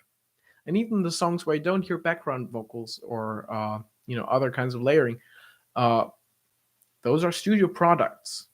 You can see that it's a studio product because I'm in a room with a microphone. If it's a live recording, the chance that it's a studio product is lower. It's not zero, but usually if you see a live performance on YouTube or in real life, okay, so this is happening live. But that's different contexts, and that influences my choices. I'm gonna go for less dynamic extremes in a live setting, just because it's easier for the sound engineer to keep everything in the right ballpark. I'm gonna go for less extreme uh, like decisions in the higher range. I'm not gonna try to make it as full as possible. I'm gonna try to make it as easy as possible. And if full is easy for me, okay, then I'm gonna go with full. But in a studio context, I have more freedom to go for whatever I think sounds nicest. Right? It's not that you're a worse singer if you make live performances easier. It's just you don't really hear all of those nuances in a live situation. Usually, that you hear with earphones on in a well-produced piece of studio art, right? Um, Gonna just answer a question from the chat. Whenever I try hypercompression, I somehow end up with fry distortion and vestibular fold compression. So the vestibular fold compression, that part is good. I probably um, I'd say if you get fry instead of distortion, so you have the approximation but not the actual vibration, try some different vowels, because certain vowels go more easily with creaking, and some go more easily with distortion, and some like to stay clean. So if I do a very close thing like that, there's a higher chance to keep it clean. And if I open distortion wants to come in, even without me increasing the effort. It's just a different mouth shape, effect comes in. Then if I open even more,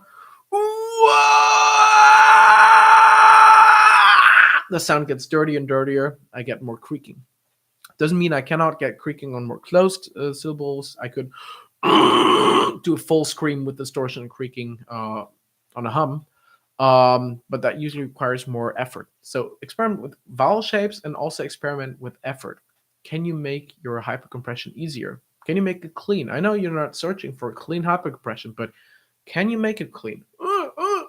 If so, you can also find the exact right balance for just distortion, no creaking, right?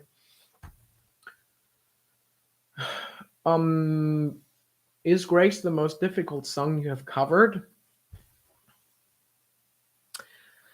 This is a very good question. It's one of the more difficult songs. I find it more difficult than Run to the Hills.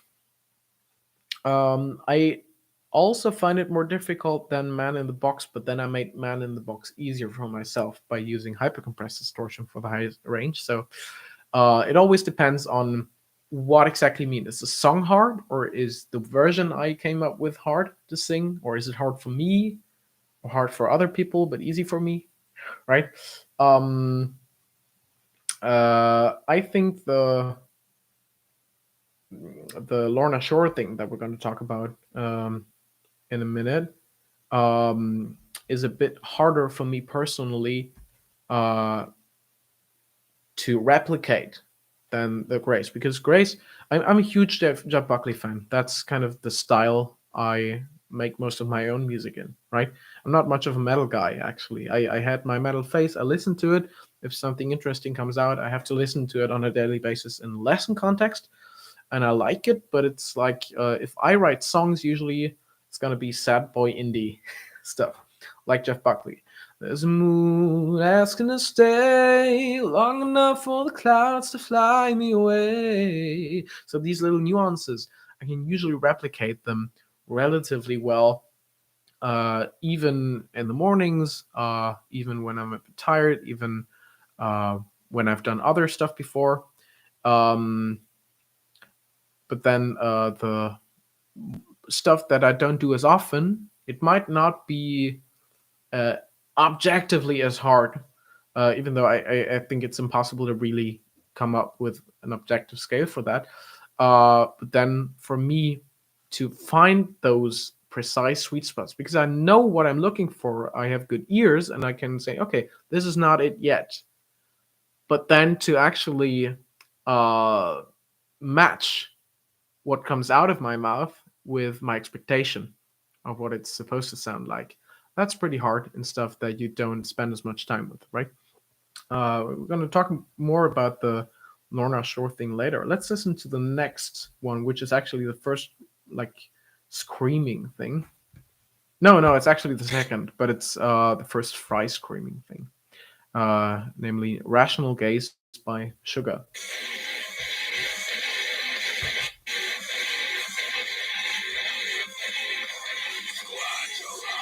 Squint your eyes! So you hear, I'm in hypercompressed fry scream. It's not, wow! It's not super basic, quiet fry stuff. It's also not the Chris Lipe yodeling thing. We don't need it to be too pitched. It should be as atonal as possible.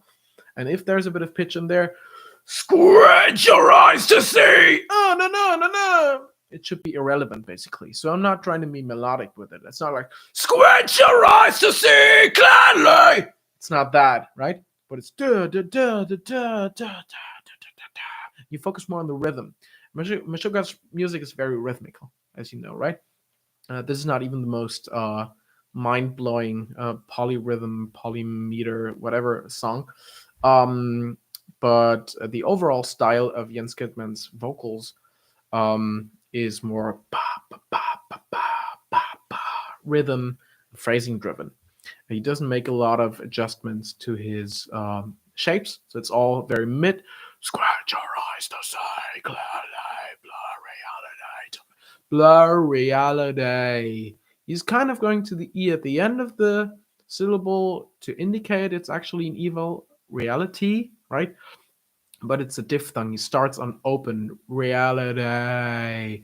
So most of the time he's still in his kind of mid-screen thing. I'm going to skip into the cover a bit because I actually made a couple of changes to that. I find it a bit boring, just a bit boring. I think his sound is super cool, but I wanted to show just a bit more versatility in my short cover. So I went for more high screen shapes and then more low screen shapes too. Let's see. That's still the mid. You can hear for the fragmentation, this kind of underlying pitch, but it doesn't really matter. It's not a pitched scream because we don't treat it like one.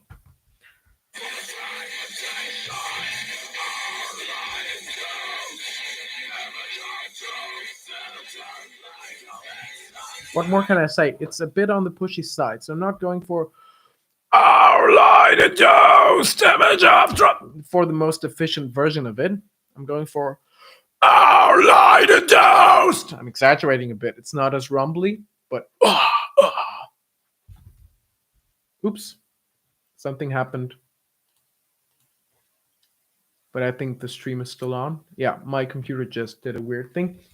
I hope everything's fine. You can write in the chat if everything's fine or whether there was a bit of a short interruption. But yeah, I'm just going to continue. So we have more of this pushy, energetic thing rather than where you hear a bit of the control of the restraint. Meshuggah's music should be not too emotional, not this kind of thing, but it's very that, but it's also colossal. It's also big and monstrous. It's not boring. At least it shouldn't be, right? So it's like this is kind of a balance act. How do I stay controlled but also powerful? And for me, pushed hypercompressed scream is the answer, right? So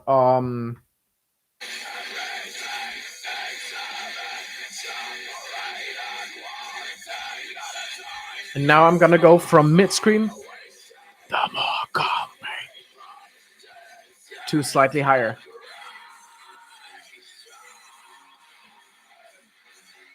I could as well have done Grayson instead of Grayson. I'm exaggerating a bit. It's going more towards than though. Very small nuance, but it makes a difference. And I think I even hear Jens Kidman do that in the original. And now the next one, I layered it. I did Das and a high and a low, which is a very common layering technique. I made a video about layering techniques in Screams 2. Duet vocal cover of Lamb of God's, what's it called? Laid to Rest with my colleague Zoe Alexandria, where you can read more about this. But yeah, I used some of it here, even though it's not there in the original.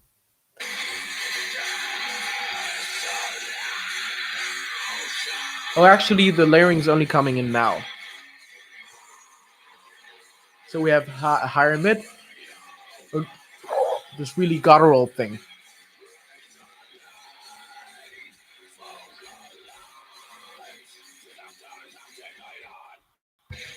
So that was my Meshuggah cover.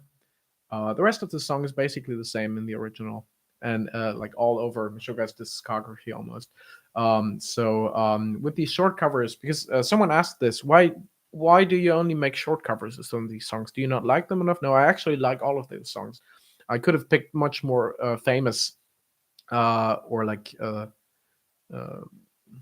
student inducing songs, if you know what I mean. But I only wanted to go with stuff that I actually would perform myself if I had the choice. And then some of those songs are so interesting over like the full 5 minutes, like Grace, for example. There's lots of different things happening in there that I wanted to do the full thing. And then with Meshuggah, with Alice in Chains, with Iron Maiden, it's basically the same. After a minute or two, you get the idea, right? Let's listen to the first Chris Cornell cover, Audioslave, Like a Stone. I love Chris Cornell, so I had to do 2 Chris Cornell covers from 2 different bands, 2 different styles, 2 different eras.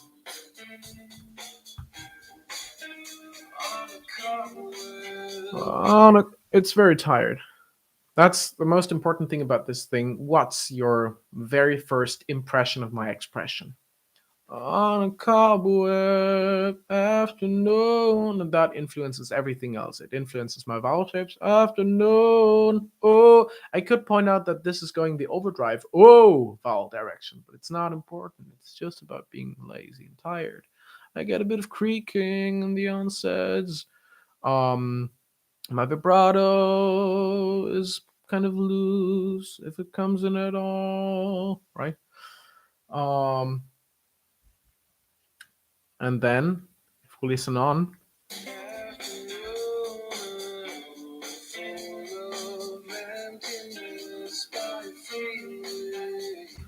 we still have these moments of brief agility. Freeway, which is against the rules of being tired, right? If I was super tired consistently on a freeway, wouldn't really work as well.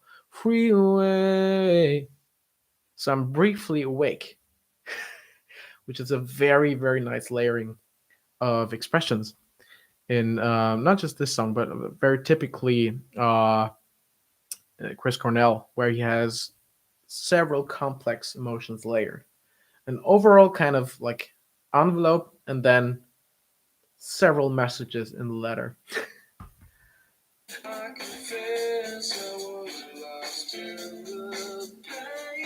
Hey! Oh, creaking, all because of the laziness. So I'm back to it, even though it's a higher note, right? So whenever there's these short moments of sudden excitement, yeah, or fast vibrato, whatever, that's only limited to a very short moment, maybe not even a full syllable, right?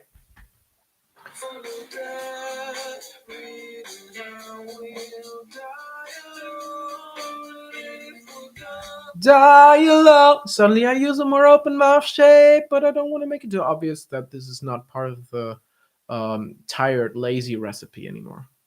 If I stay tired and lazy, reading how we'll die alone would sound passable, but die alone.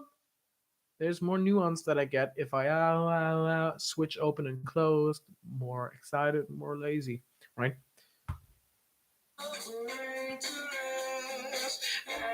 Back to tired creaking. And this one, not very tired anymore. The phrasing is still kind of like this. In your house, I long to be.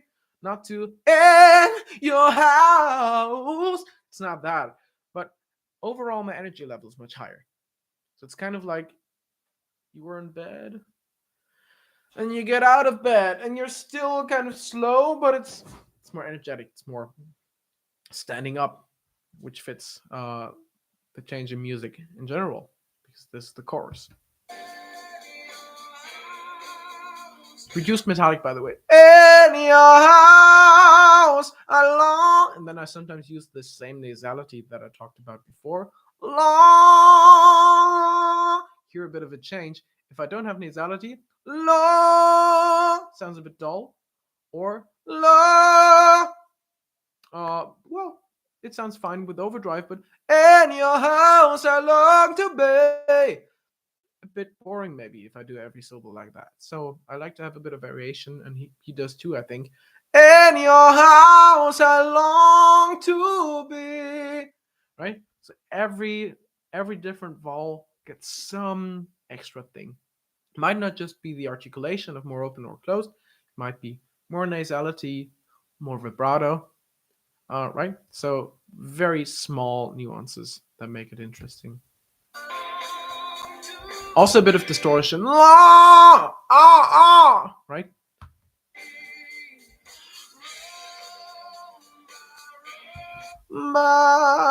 Bit of creaking on the ah.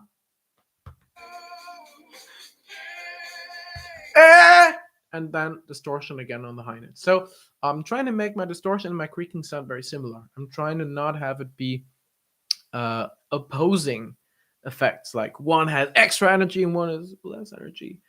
Sometimes we get that if we try to switch from oh yeah creaking like that, and then we make our distortion very gritty and powerful. I want both to basically sound like a subharmonic.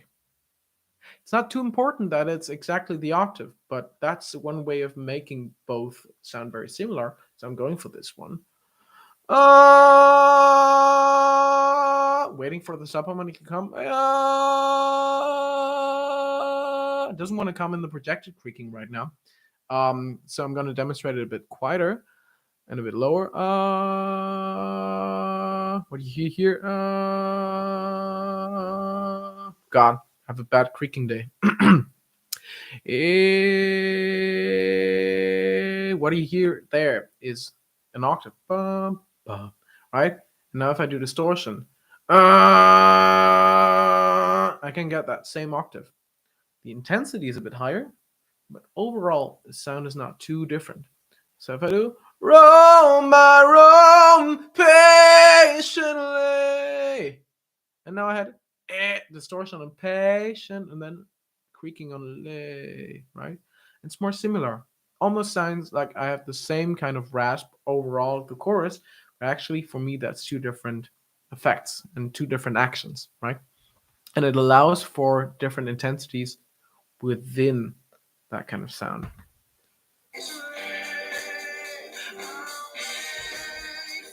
Creaking on wait,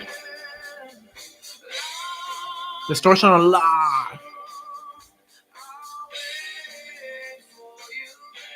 And now I had a lot of creaking on wait for you there. these. And as you hear today, it's not as good of a creaking day as I had when I recorded this thing.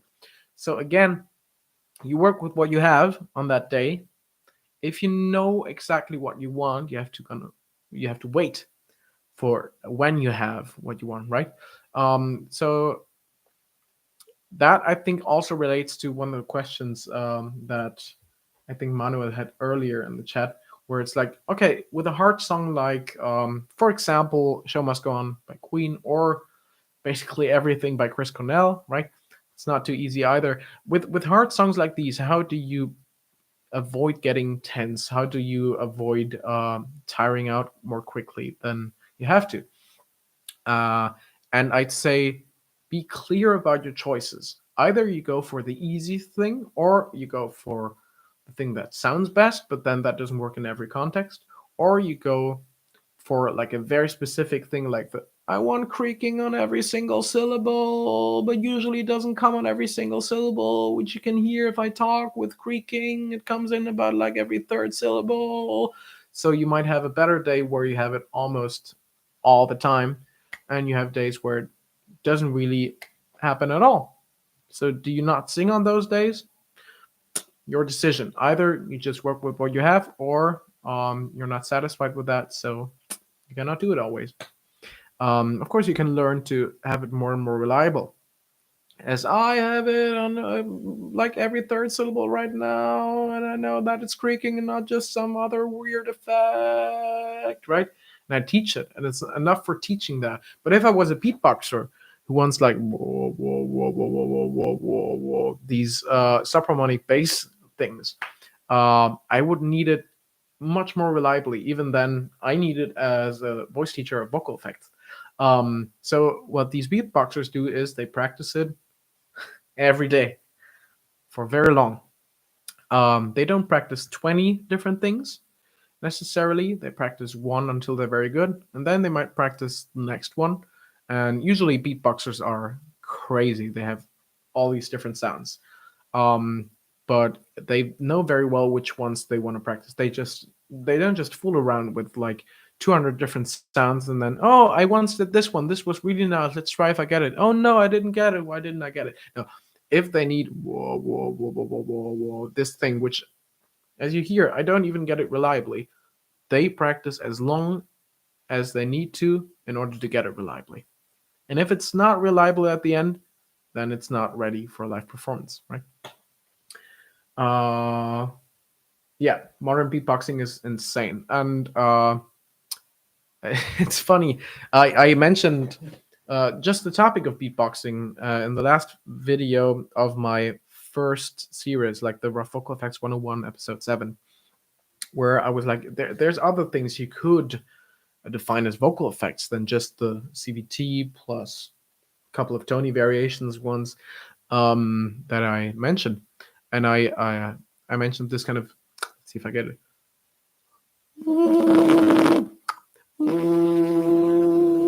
Like lip buzzing subharmonic that I heard in like a couple of beatboxing performances. And within a couple of days, I had several beatboxers in my private messages giving me like different names for these coordinations that I just talked about, relating their different bass techniques like throat bass, chest bass, and all that to my vocal effect names, right? And that was super interesting because like the beatboxing community has their own terminology, their own vocabulary, sometimes even better structure than we have in rock and metal and like popular singing pedagogy in general. But it's just so separate. As someone who's not interested in beatboxing, and I'm a bit interested, but it's not something that I spend a lot of time with. And some people spend zero time with that because they don't care for it, right? As someone who doesn't know the beatboxing terminology, there's no way of really finding out what throat bass and chest bass is. You have to really immerse in the culture. And I immerse more in the culture of screaming, of also not just vocal effects, like the whole stylistics of indie rock or like alternative music in general, right? So that's what I spend most of my time with. And the more time you spend with something, you better you get at that, right? I spend a lot of time with hypercompressed screaming, so those are the most reliable for me. I spend less time with all other variations of fry, so I can do them, but not as reliably, right? Just very easy. Practicing makes you better. Practicing well.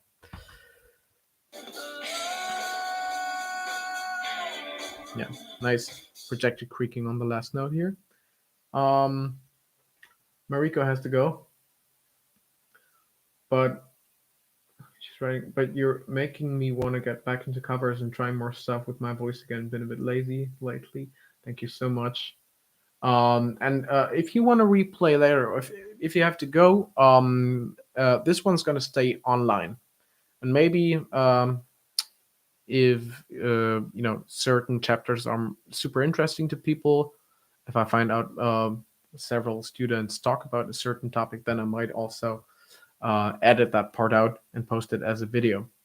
Probably not gonna make a lot of like social media content out of this because it's a lot of work. And I think the people who are interested already are here, right? And then the ones that don't have the time, they're gonna watch it anyway, even though it's a very long stream. But yes, that's probably a possibility. If I notice this one is what most people find most interesting, then yeah, I can go more into that. And it's not going to be the last live stream, by the way. We have 3 more songs to go. And the next one is going to be another Chris Cornell one.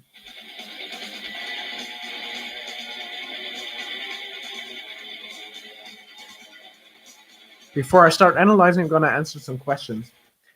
Alex asks, how strongly does singing depend on a person's physical abilities? Are there any limitations for a particular person? I'd say there are certain limitations, but there's less limitations than people usually think. So people usually think there's all kinds of limitations. For example, the voice type or voice fach even, where it's like, I'm a lyric baritone, I can only sing like this. Or I'm a heavy voice, I'm a small voice, whatever. Where I'd say, no, you're making your voice heavy, you're treating your voice like it's small. So it's kind of a self-fulfilling prophecy, which doesn't mean it's easy to get out of that. But if you really want to make powerful sounds, but don't seem able to do it, then you just haven't found the right way yet. And if you really want it, you can find it, right? And if you really want to hit high notes, but you don't have a good approach to these high notes, you have to yet find that approach. But it's mostly due to what do you do resonance-wise, what's your shaping, how's the balance between your pressure below the vocal folds and above the vocal folds. And this stuff can get quite like complicated if it's not intuitive for you. So often teachers will say, well, sing what's intuitive for you. And then, if this one's more intuitive to you, you're probably more of a baritone. But, it's not helpful to someone who actually wants to sing tenor stuff, right? Or, I remember teachers telling me that I don't need head voice as a male singer. Well, you can have a bit of that falsetto here, but you don't really need to make it sound more powerful like that. That's more of a female thing in classical, for example. And yeah, I don't really sing soprano areas. I don't really sing countertenor stuff. But it's really helpful for me to have that in my toolbox. And even if I don't need this variation of it, I might need this thing, right? Where they relate to each other in a certain way, right? It's useful to extend your range, no matter how high or low you want to sing. It's useful to extend your dynamics, no matter how heavy or light you want to sing. And I think the limitations that we do have mostly come down to okay, how high exactly can you go in this particular fuller density neutral with so and so much air? So it's like ha.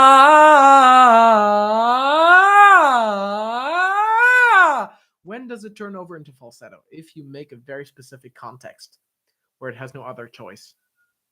But it's not about, well, I cannot hit this note in just voice anymore. Well, you can. Hey! If you make it easier for yourself, if you go to the right circumstances for it to work efficiently, right? And those might vary a bit individually. There are higher and lower voices, of course, and they might have to do stuff differently. It might be easier or harder for people. But usually, if people don't have high notes, it's because they haven't found a good way to do that reliably yet. Oh, lots of questions. How do you approach learning a new vocal effect after first hearing it? I try to imitate it, and in most cases, I'm lucky, if not within the first couple of attempts, then within the first 20 minutes. If I'm not lucky getting it by imitation and then refining it, I might consult other people who I know can do and teach this effect. And let me think what effect took me longer. I'm not super good at rattle, for example. So I can do hey, hey, something like this, but you hear it's a bit harsh. It's not super clean. Sometimes distortion comes in. It's easier for me to do it in falsetto, but then I'm a bit limited in my rattle toolbox. I'm much better at false fault distortion. I have much more of these nuances that I can reliably access in that kind of effect. And it also comes down to the time I spent because I'm more interested in false fault distortion than rattle personally. But I had to spend at least a bit of time on rattle so I could teach it, right? Um, so rattle, to me, I think my first attempts uh, they were not successful. I got distortion instead. But I knew that my imitation wasn't good, so I worked more on that imitation until I got it, and then I also consulted a couple of teachers. I remember Aaron Perry of the Rock Vox channel. He's really good at rattling, so I had a Zoom lesson with him, or maybe just like a WhatsApp video, just a like very simple online lesson, and he gave me a couple of tweaks. I already had my simple rattle. He was like, "Yeah, what if you try this posture thing? What if you try more of this vowel, more or less twang, more high larynx position, right?" And basically experimenting with that, or if you don't have the time to experiment yourself, or if you're afraid you could hurt yourself, ask people about their best advice, and then try to implement that. That's what I do. Um,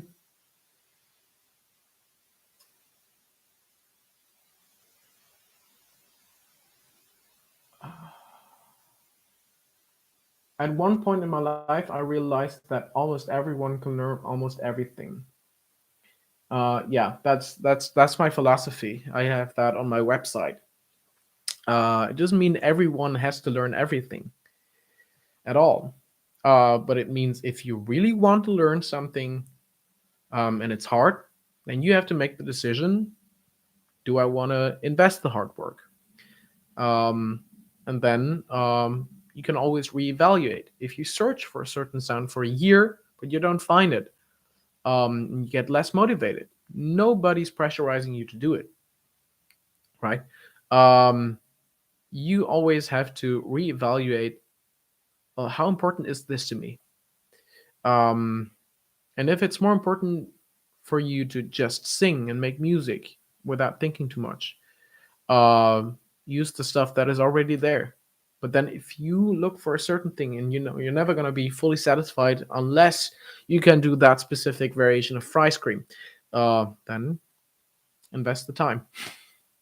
And luckily, most effects are a bit easier to find for people if they have a certain kind of habit, a certain kind of speech habit, like socialization in general depends on your region, your like environment, like how old are people, how rich are people, right?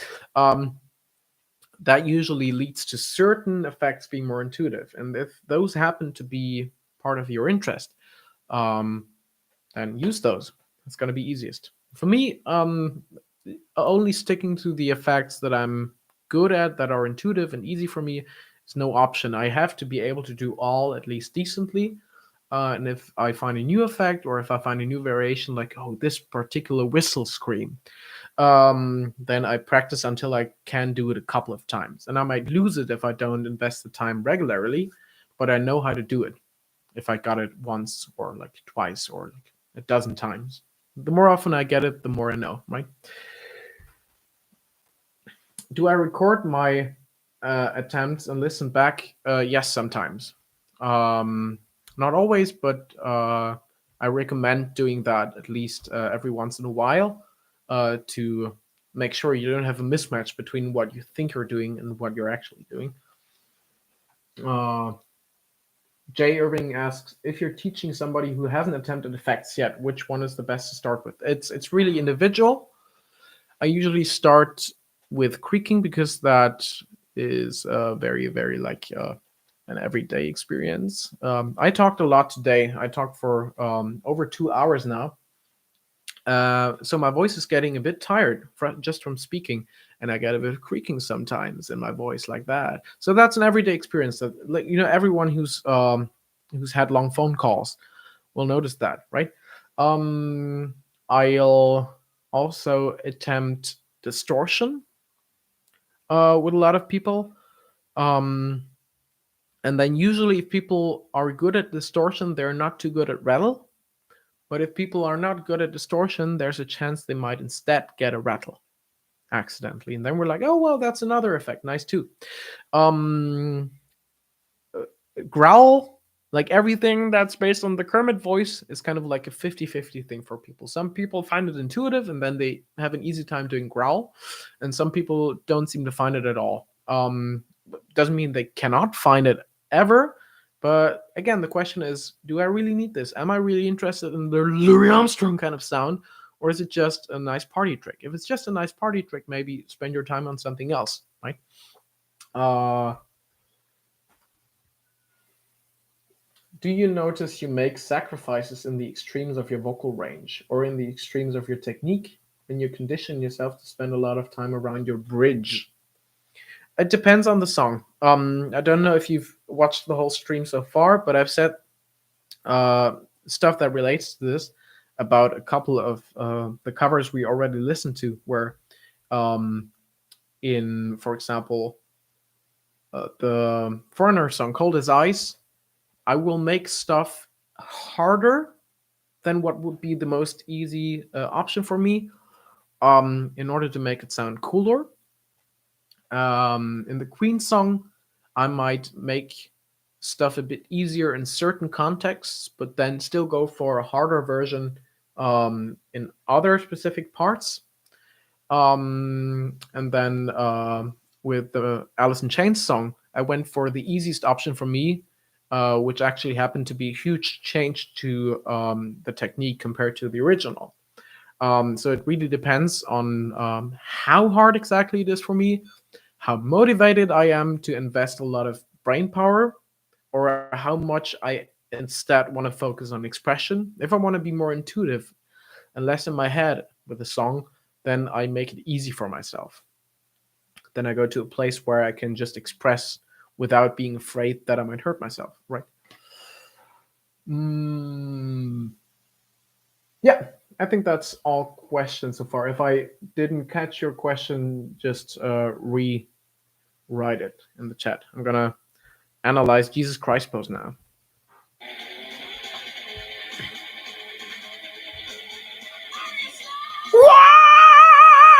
So we have this kind of mix. It's the same mix as the Queen on with the show, or the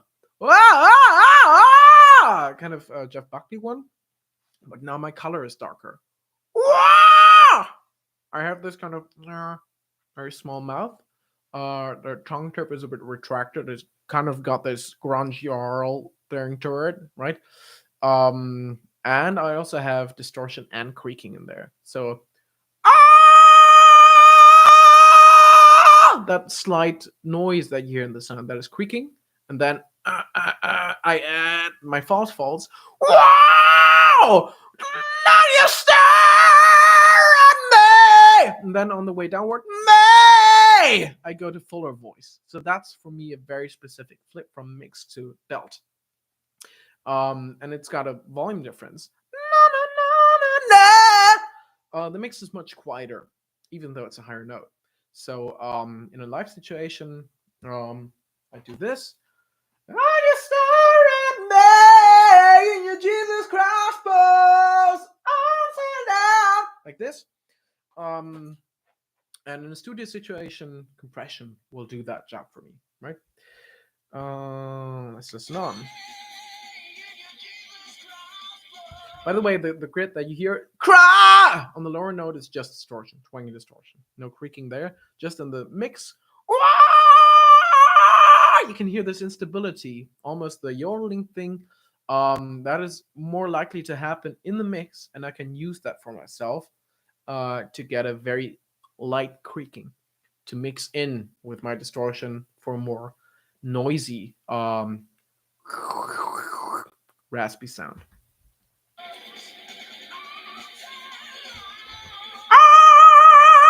The timbre of this by the way, nasalized vowel is interesting because what pitch is that? It's, E flat, and then there's a very prominent overtone, the octave above that. So we have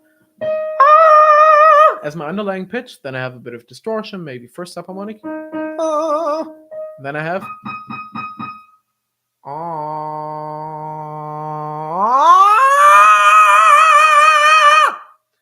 this prominent overtone in there, which sounds almost like the whoa,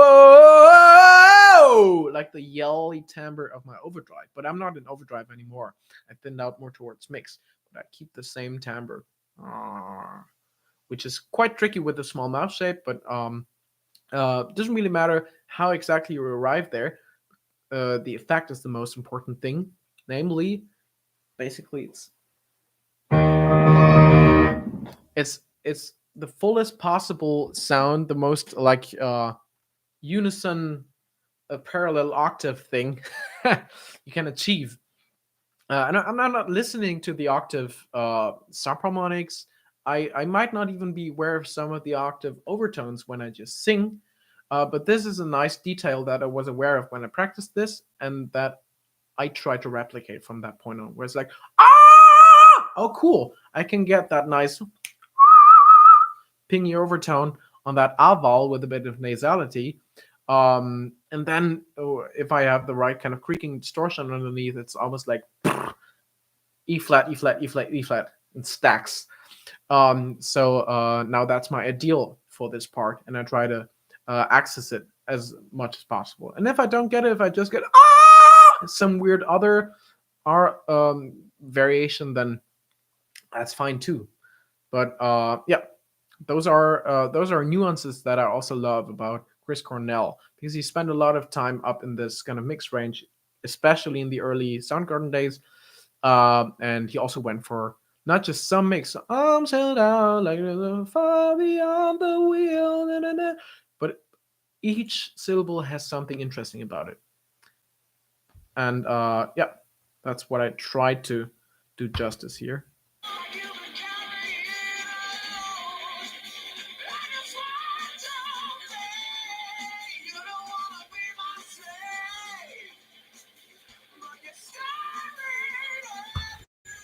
Staring at. I always have this flip between mix and belt, but I try to not make it too obvious. It's not just a volume thing, it's also a color thing. In the belt, at me, I have to have a bit of that horizontal spread, otherwise it's not going to work well.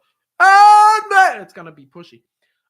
So I use a bit of this on some of the vowels in mix, not on the arm, because on the I like this octave overtone, so I go for a small shape. But then staring,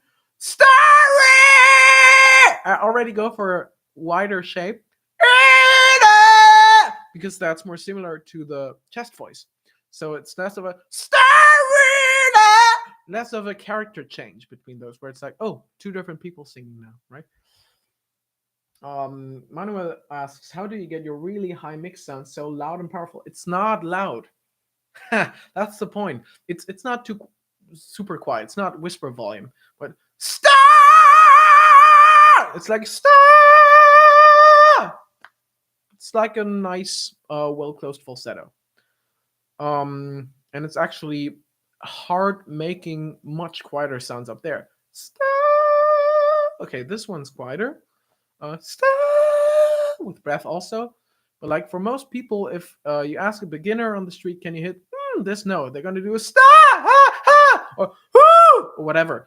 It's the same volume as that. It's not much louder. It's not like as loud as it would be if I attempted it. Oh, what am I getting myself into? Star in a metallic mode, right? I wish I could show the waveform to you in Audacity or like any simple DAW. But I think it's not nearly half the volume of an actual belt up there. Everything above C5 that Manuel can do is only a really tiny falsetto. Yeah, so one could work at exploring different options. I think if you go to a tiny falsetto, I don't know how tiny it is, right? Don't know if it's just this, which is not too tiny to me, but sounds a bit like small, especially if you record it and don't know how loud it is, right? Or if it's actually this kind of flageolet-ish thing. But I just go for different options. I'd experiment with different shapes.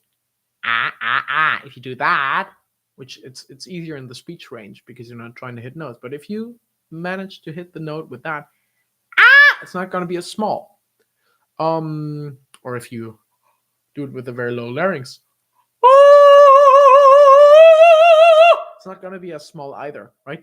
I know you probably don't want to sing operatic soprano stuff, but even if you don't need all of the options, the more options you have, the more you can see the difference between them, the more you can consciously pick and choose, right? More like the second one. So the kind of flageolet thing. I think if you're kind of stuck in this thing, I'd work with airflow. Even though, if you make it breathy, you don't necessarily make it very loud.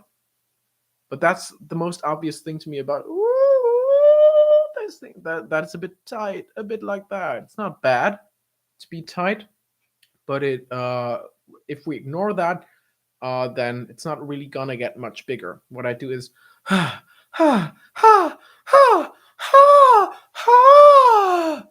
a less tight falsetto, and then you can pick an in between stage where it has like flow phonation, not squeezed, but also not breathy. Okay, this one's a bit less small, and now we can again work with mouth shape twang. I just increased my twang and opened my mouth, nothing else.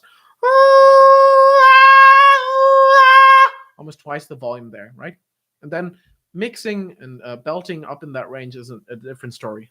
For those, I work from a lower range, semitone per semitone, until you get a bit higher, then until you get that a bit higher, then maybe until you get that a bit higher. What pitch was that? E flat, right? I'll tell you about how E5 is not an everyday thing in my curbing. I might get an F or even an F sharp on my best days, but like if you get it into the fifth octave somehow, you're doing something right? And then the rest is just practice. Or maybe, of course, a bit of like your biological limitation, but we don't know what exactly the biological limitation is. So we might as well just try to extend the limit, right? We might as well ignore it because we cannot influence it. Let's listen to the rest of this thing.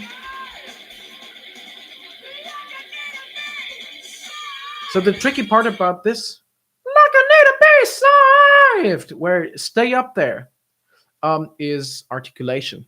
I have to modify my consonants a bit. If I like I need to be said, right? If I try to overpronounce, it's not gonna work. So what I'm doing is like I need to be saved. Like I need to be saved, right? Like I need to be. It's not really well enunciated. And then especially the the fricative of the S, where it lose a bit of air. It might end up just as a fry scream because I don't manage to stabilize the pitch itself. So I have to compress my S a bit. So it's not save where I get this unintentional flip or scream or whatever, but it's where it's kind of like a belly achy. It's not, but right. Conrad Wild has advice: practice and less squeezing. Maybe I've been surprised by how relaxed I really need my coordination to be. Yeah, I think this is similar to my advice, where there's different things you can mean by squeezing or pressing or getting tight. Not all of them are the same. Not all of them feel the same, right? But yeah, if your tendency, if your habit on the way upward is to have little airflow, try the opposite. Even if you don't want a high airflow sound, see if that loosens up stuff a bit. There's a high note in Jesus Christ pose. Saved!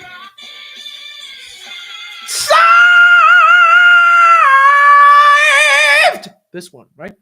What's that? That's F. So this one, it doesn't feel too impressive. It's basically a mix. Then sa, a weird mouth shape with my tongue tip retracting, so it sounds a bit darker. So instead of sa, which doesn't sound very impressive, sa, I make it a bit darker, and then I add creaking and distortion, sa, as well as vibrato, of course, right? And I think that makes it a bit cooler. I think Chris Cornell was a master of making easy coordination sound super powerful and thick. I don't know how close exactly I get because I'm satisfied with my results, but then I don't have the distance that viewers have. But yeah, I think you'll get closer and closer the more precisely you kind of imitate, copy, emulate, whatever word you want to use, the strategies that you hear and see. Cool. Last two covers. To the Hellfire, Lorna Shore.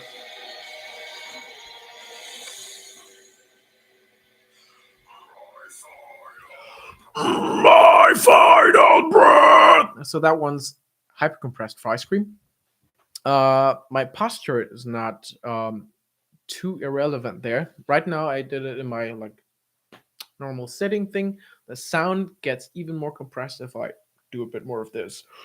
My final breath, like that. It's more crisp than if I just we hear more of that gurgling, right? So those are really nuances within the technique. Next one. This one's layering again. High scream and low scream. Technique itself is not super important if you go for these shapes. I think I did one hypercompressed low, and then I did even a false chord high, like the swallow by this. It could have been basic fry. It could have been hypercompressed fry. It doesn't really matter. What matters is the filtering, right?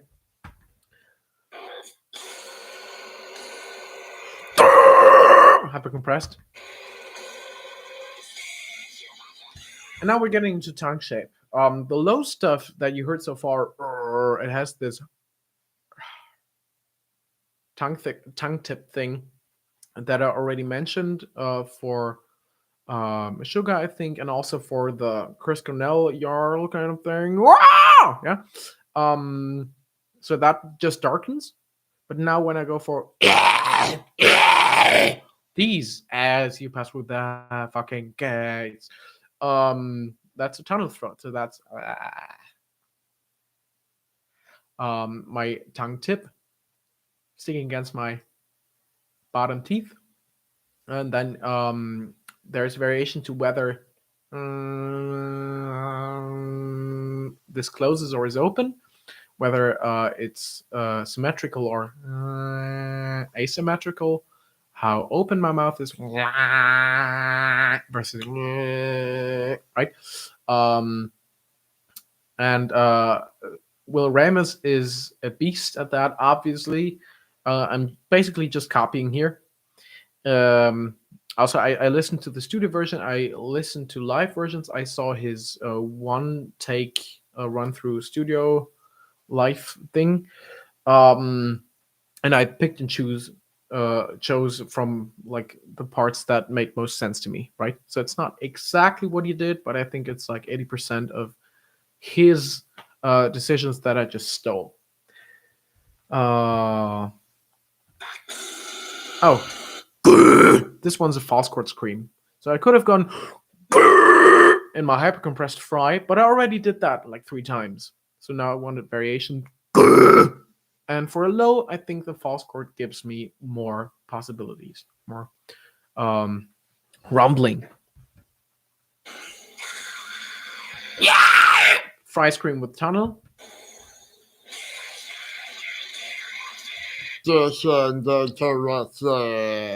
No articulation really.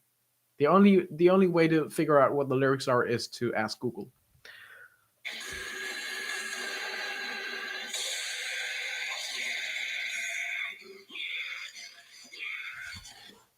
So we have the tunnel throat, and now the inhale is a snore basically. The uvula vibrating. Very monster sound. Like it's like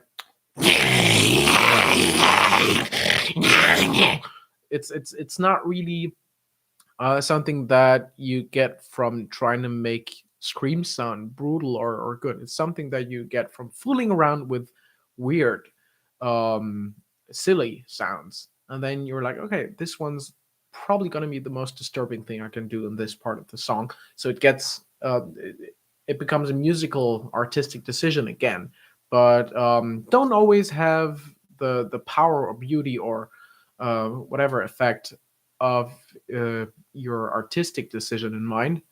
Be ready to explore stuff even if it doesn't seem like it's going to be useful for you.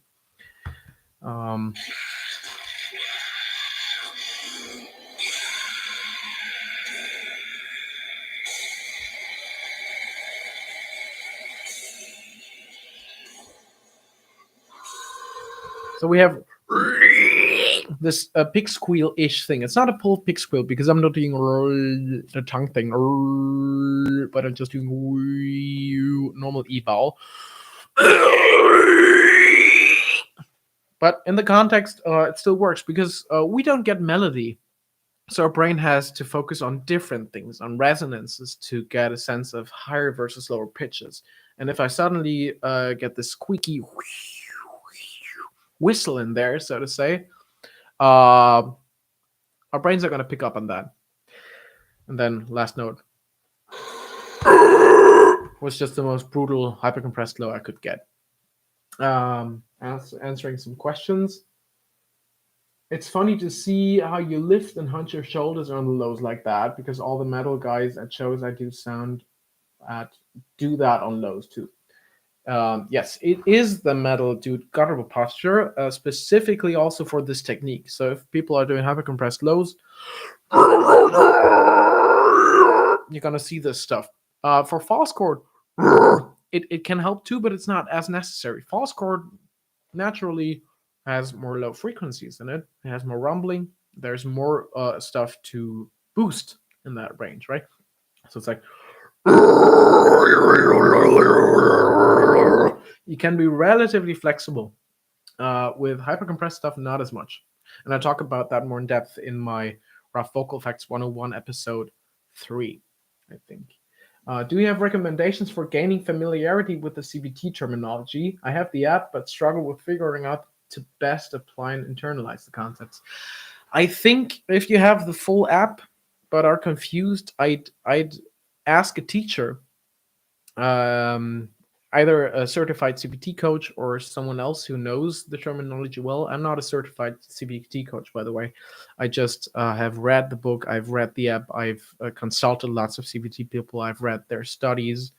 Um, so I think I know this stuff pretty well. Um, what else is there?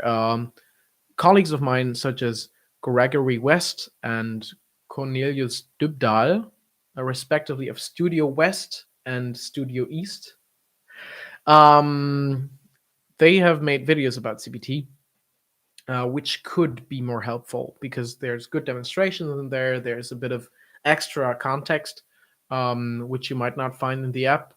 Um, yeah, CVT is a language that you have to learn, and it's just as hard as other languages, and it's just as useful as other languages. Uh, Last one, Nessun Dorma. That was kind of my troll move to put out a deathcore thing and then an operatic thing. Because I haven't studied opera singing or anything, I've taken a couple of classical lessons, as much as I've taken a couple of rock and metal lessons, but most of what I do is still self-taught.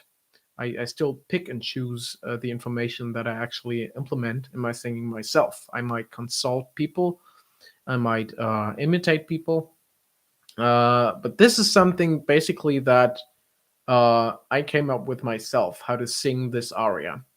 And that also means I haven't got the security, the certainty. I mean, you never have 100% certainty that what you do is good, but I nobody told me, yes, this is how you sing this aria. Um, it's just me and my ears being like, yeah, I think it's good enough now to show this to the world. So it's a bit scary, but yeah, the reactions I got also from the classical world were mainly positive. Most of them were just surprised that like a pop guy, not even like a metal or rock guy, but like a pop guy, can sing classical at all without hurting their voice. Um, I don't know how suitable it is for the actual stage. I know that it's loud enough for the actual stage. I'm regularly going to the opera. It's really interesting to me, mainly because of the singing. um, but yeah, I'm not an actual opera singer insofar as that I don't have the experience of doing that for hours on a stage, with costumes on while being required to act and maybe even uh, not dance, maybe, but move in specific ways. So I'm not an opera singer, and I don't really teach classical vocals apart from maybe like the basics, right? But there's better people to consult um, if you really want to learn classical stuff. Anyway, nevertheless, here's my Nessun Dorma cover. And it's going to be interesting to analyze this from a CVT perspective, because CVT is something that you usually hear or read in pop and rock contexts. So what I'm doing here, no, this one's edge mode. It's not bright edge, but it's also not overdrive, even though the vowel could imply that. It's also not neutral, even though you might have a hard time hearing the metal um, if you're not in the same room, because it's disguised a bit by the dark sound color. So it's not Nessun Dorma. That would be easy. If I actually have the metal in there, it's a bit harder.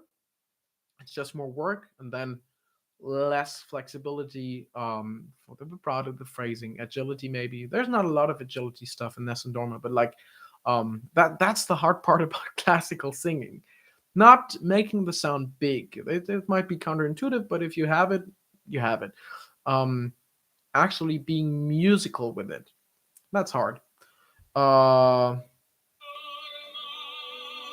then if you go down the octave, not losing that just because it's easier speech range. You could be Nessun Dorma, okay, but nobody's gonna hear that.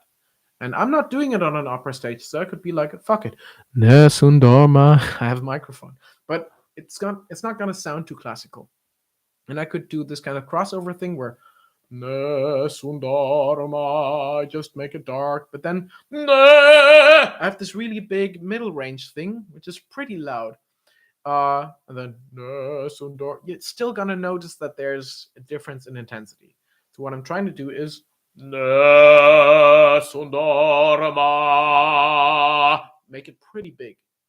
And ironically, even though that is a tenor aria, you can think about bass baritones.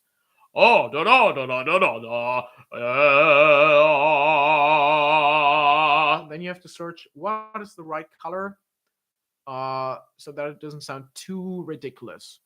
Nessun Dorma sounds a bit too ridiculous.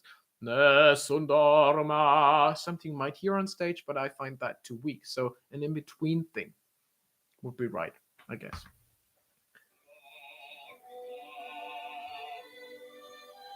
No. This one's tricky because tu pure o principessa. I'm not a good Italian speaker, but you have to articulate closed vowels and then very specific consonants where it makes the difference how long exactly is the pause before your plosive in order to have people identified as a double consonant and all that. It's pretty complicated. I don't know how well I'm doing, but I know that um, the way I do it, I really have to think a lot about how much pressure I give when, what shapes I go to, how I prepare those, how they influence the shapes before and after that. So it's like domino effects in all directions, while trying to keep a full, ringing but dark chiaroscuro sound, right? Okay, now I've found sort of the U vowel. Now I have to find the E. Cipessa. Not too much air on the P. Not principe. But then, I have to be aware of my belly muscles so they don't get stiff. Because principe. If I focus on not losing air on the P, I might compress too much, and the sound gets smaller again. So it's like lots of things to be aware of. It might just be because it's a relatively new thing for me, and I don't sing a lot of opera compared to rock or indie, right? But it's like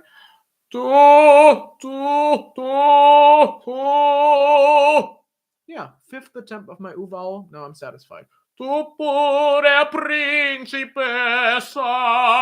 Okay, vibrato is not as perfect or regular as it could be, but basically you have all the time in the world to work on these details, and I went with a take that I liked.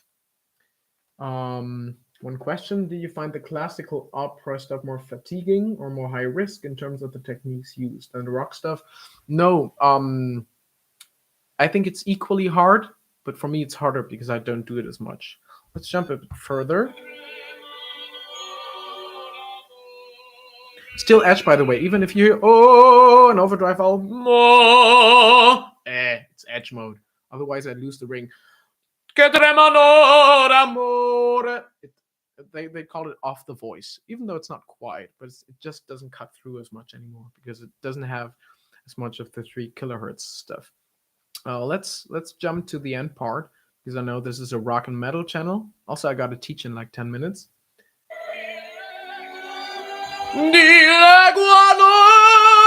This one. The vowel is curving. Right? If that was an Iron Maiden song,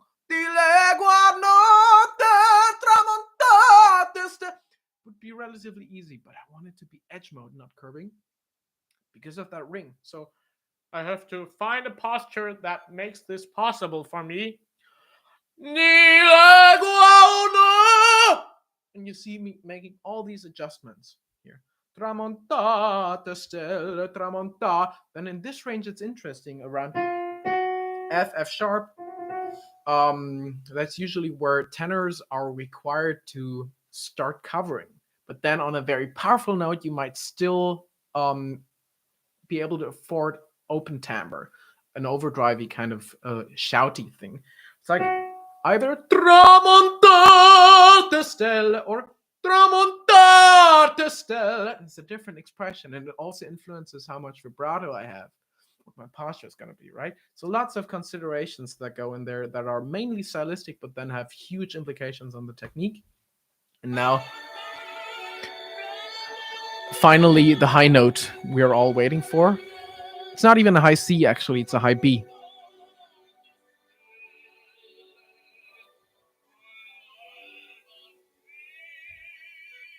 And how I set up the lower phrase before that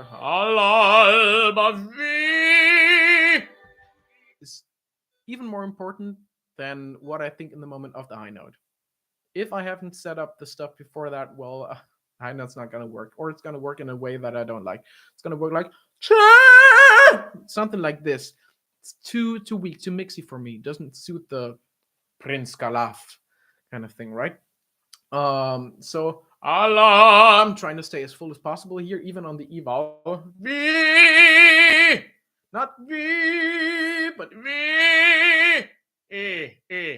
My mouth shape doesn't really resemble E. It's not V or V. It's rectangular almost. E and O are the same. It's just the tongue is a bit higher or lower, right? And then I'm going up there with this kind of edge attitude that I practiced on the 2 or 3 phases before that. Ideally throughout the whole thing, but like directly before that, and also what I know is going to come directly after that. It's going to influence my high note, whether it works or not. And then there's a couple of possibilities there. I already mentioned the more mixy one, and we have more of the fuller edge. And then we also have the possibility of actually using hypercompression. I didn't do that in this song, but I figured this out recently, where it's like, if I have a hard belly, and then my dark edge setting,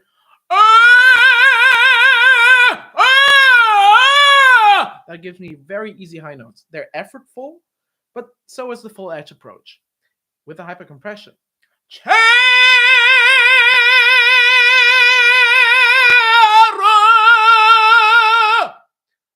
I have this reliability that I don't have as much with the full edge approach yet. That might be a personal preference, right? But like as you see, it's more reliable for me to get this high B and like even the C on a live stream than just come up with a normal full sentence without stumbling over my own words. So we need reliability. We need the security that hard high stuff that we want to do is going to work if we use that. And whatever strategy you come up with for the high note in classical or in rock or metal, you should feel safe about that. Because the stakes aren't as high if I just talk. If I do a live stream, it's live, everyone knows I'm not editing, so people aren't as judgy about what I say. But then the singing, we go to a different kind of mode. It's like, okay, so this is musical now. Oh no, this one was a bit flat. This is. It's like people have a very different mindset when they listen to music, especially if they know it's studio products. If they don't know it's studio products and if they think it's live, they're less judgy. But even then, they're more judgy than if they just listen to someone ramble, right? So this is interesting to me about classical. I like the music. But I don't care for doing it on a stage. What I care for is exploring the vocal options and having that influence my rock and metal singing. So I think this is a nice conclusion here. I'm going to answer 1 or 2 more questions. What's the most fatiguing, risky stuff to sing, punk, it really depends. Opera can be quite fatiguing. Metal can be quite fatiguing. Rock can be fatiguing. Even like softer stuff, like Radiohead, can be fatiguing. It really depends on what I do. It really depends on how efficient I want to be and how much I want to diverge from that. How much in the margins of the mode I want to go is what CVT would say, right? Um,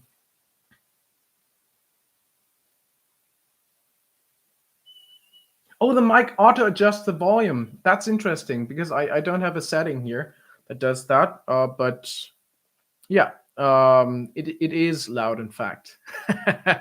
And that's what it's supposed to be. With rock, it should sound powerful, but it doesn't have to have a certain decibel level because you have the microphone. In opera, you usually don't have one. And you can, of course, tell the orchestra to play quieter, but then it's not as exciting, right? Cool. I'm going to teach now.